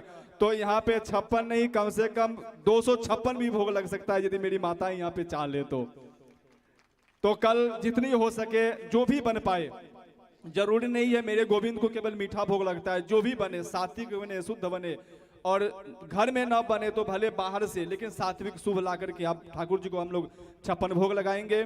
और हाँ, जिनको भी अब 3 दिन महा उत्सव बचा हुआ है, जैसे आज था, कल है, और 2 दिन और 3 दिन कथा बची हुई है, तो कल की कथा में जिनको भी यजमान बनना हो वो आगे आकर के संपर्क करे, अथवा जो देवी भव्या जी यूट्यूब चैनल पे जो कथा लाइव चल रही है उसमें भी नंबर चल रहा है, तो उस पर भी जाकर के आप संपर्क कर सकते हैं। तो जिनको भी यजमान बनना हो वो जरूर आकर के करे। और आज तो 2 है, सबसे पहले बामन जी का झोली सबने भरा था, तो जिनको भी लगे जो इस कथा में हम अपनी सहयोग करें तो बामन जी की झोली में करें, और दूसरा है बधाई। जिनको भी लगे मेरे गोविंद को बधाई देना है, जरूर गोविंद को बधाई दे। आज मुख्य यजमान की तरफ से बधाई तो मिलने ही वाली है। तो आइए हम सब अब चलते हैं ठाकुर जी के जन्मोत्सव की तरफ और बधाई की तरफ। बाल कृष्ण लाल की, कृष्ण जन्म की बधाई हो। जोर से बोलो ना, बधाई हो, बधाई हो, बधाई हो।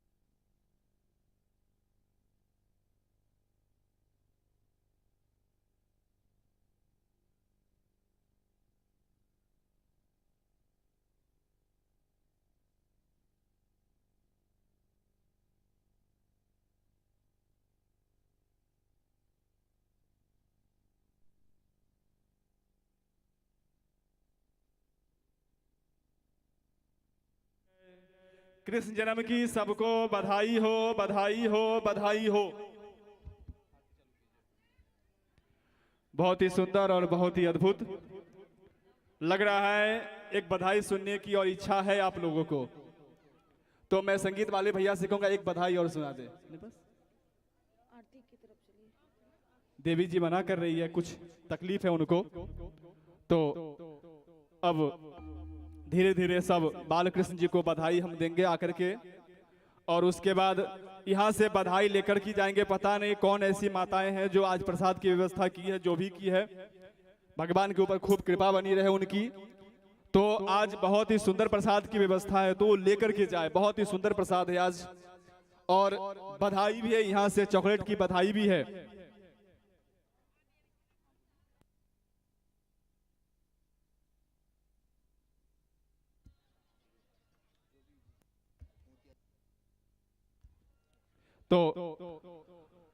तो उसके बाद तो बहुत बहुत धन्यवाद साथी। आइए आरती की तरफ चलते हैं। आरती के प्रारंभ होने से पहले हेमंत जी पौदार साहब जिन्होंने इस आयोजन में 31 रुपए का सहयोग दिए हैं, बहुत बहुत धन्यवाद। एक बार जोरदार ताली।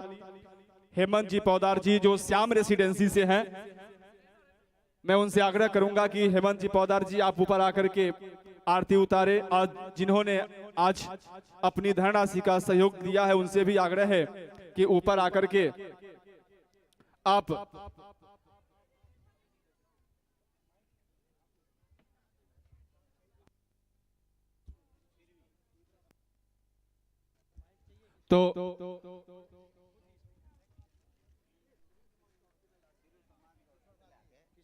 तो सिरवी हॉस्पिटल के पास किसी को नेत्र का यदि दिक्कत है, प्रॉब्लम है, तो आप वहां पर कैंप लगेगी, तो आप वहां पे जाकर के संपर्क करें। संडे को, रविवार के दिन सिरवी हॉस्पिटल के पास।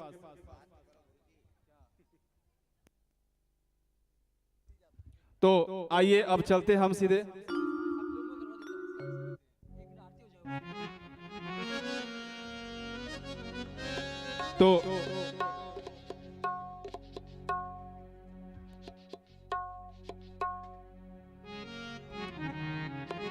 तो आइए अब आरती की तरफ चलते हैं। अपने बालकृष्ण जी की आज आरती करेंगे। सही भक्त अपने अपने स्थान पर खड़े हो जाए और खड़े होकर के आरती करें। आरती के बाद जो भी है प्रसाद बधाई वो लेकर के हम जाएंगे। हमने चॉकलेट इसके लिए उठाया है कि जो गिर जाएंगे, चोट लग जाएगी, तो हम कार्यालय एक साथ में ही हम बधाई आप सबको यहाँ से देंगे। आइए बालकृष्ण जी की आरती की तरफ चलते हैं।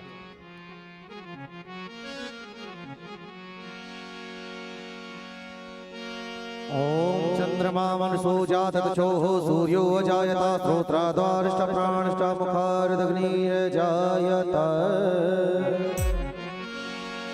आरती बाल कृष्ण की कीजिए, अपनों जन्म सफल कर लीजिए। आरती बाल कृष्ण की कीजिए, अपनों जन्म सफल कर लीजिए।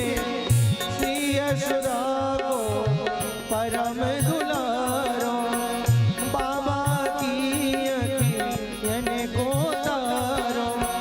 गोपिन के प्राण सो प्यारो,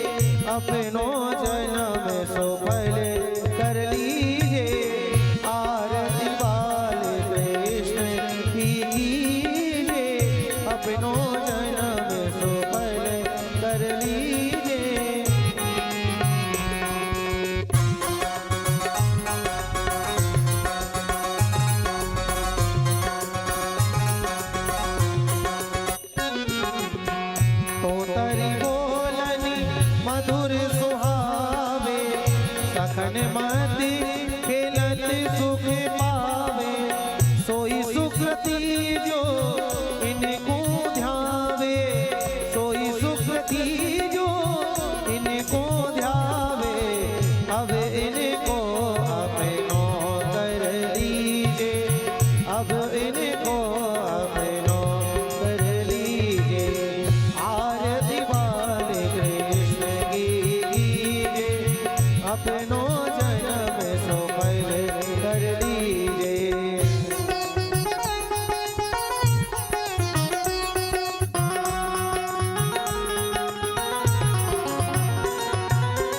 श्री राधा वर सुधर कन्हैया, ब्रज जन को नव नीति खवैया। देखत ही मन लेते पलैया, देखत ही मन लेते चुरैया। अपनो सर्वस इनको दीजिए, अपनो जन्म सफल कर लीजिए। कर्पूर गौरम करुणावतारम संसार सारम भजगे प्रया, कदा वसंतम हृदयार विष्णे भवम भवामि शरणं नमः। त्वमेव माता च पिता त्वमेव, त्वमेव बन्धुः सखा त्वमेव विद्या च द्रविणं त्वमेव, त्वमेव सर्वं मम देवदेव। हरे राम राम राम हरे हरे, हरे कृष्ण कृष्ण कृष्ण हरे हरे, कृष्ण कृष्ण हरे हरे, कृष्ण कृष्ण हरे हरे। यानि कानि च पापानि जन्मान्तरकृतानि च तानि सर्वाणि नश्यन्तो प्रदक्षिणां पदे पदे पुष्पैः देवताय वन्दनं, सर्वदेवताय वन्दनं, मदसुरदीक्षोय वन्दनम्, आत्मा भी परमात्मा भी गुरोड़ि वन्दनं, स्वात्म कल्याणार्थे आत्मा अभिवंदनम। हाथों से आरती दे, दसों दिशा में आरती दे, स्वयं आरती ले ले। आरती लेकर के हाथ धोले, हाथ में पुष्प ले, पुष्पांजलि करे। ओम विश्वत चक्षुरुत विश्वतो मुखो विश्वतो बाहुरुत विश्वत सपात शम्बाहुव्यान्धमति सम्पततिर्द्यावा भूमि जनयन् देव एकः। नाना सुगंधि पुष्पाणि यथा कालोद्भवानि च पुष्पांजलिर्मया दत्तं गृहाण परमेश्वर। भूर्भस्व भागवत नारायणाय नमो नमः, बालकृष्णाय नमो। मंत्र पुष्पांजलि में समर्पयामि। पुष्पांजलि अर्पण कर दे। आवाहनम न जानामि तवार्चनम, पूजां चैव न जानामि क्षम्यतां परमेश्वर, क्षमा प्रार्थनाम याचयामि। कोई भी हमारे भाई जो सेवा करना चाहते हैं ऊपर आ जाए। चॉकलेट की प्रसादी है जो सब तक पहुंचा दे। जो भी कोई मेरे भाई हो, श्याम प्रतीक्षा से हो, जो भी हो, हमारे भाई आकर के चॉकलेट की प्रसाद है और कुछ नमकीन की प्रसाद है जो सभी भक्तों तक आप वितरण करने की कृपा कर दे। जिनको भी इच्छा हो हम सेवा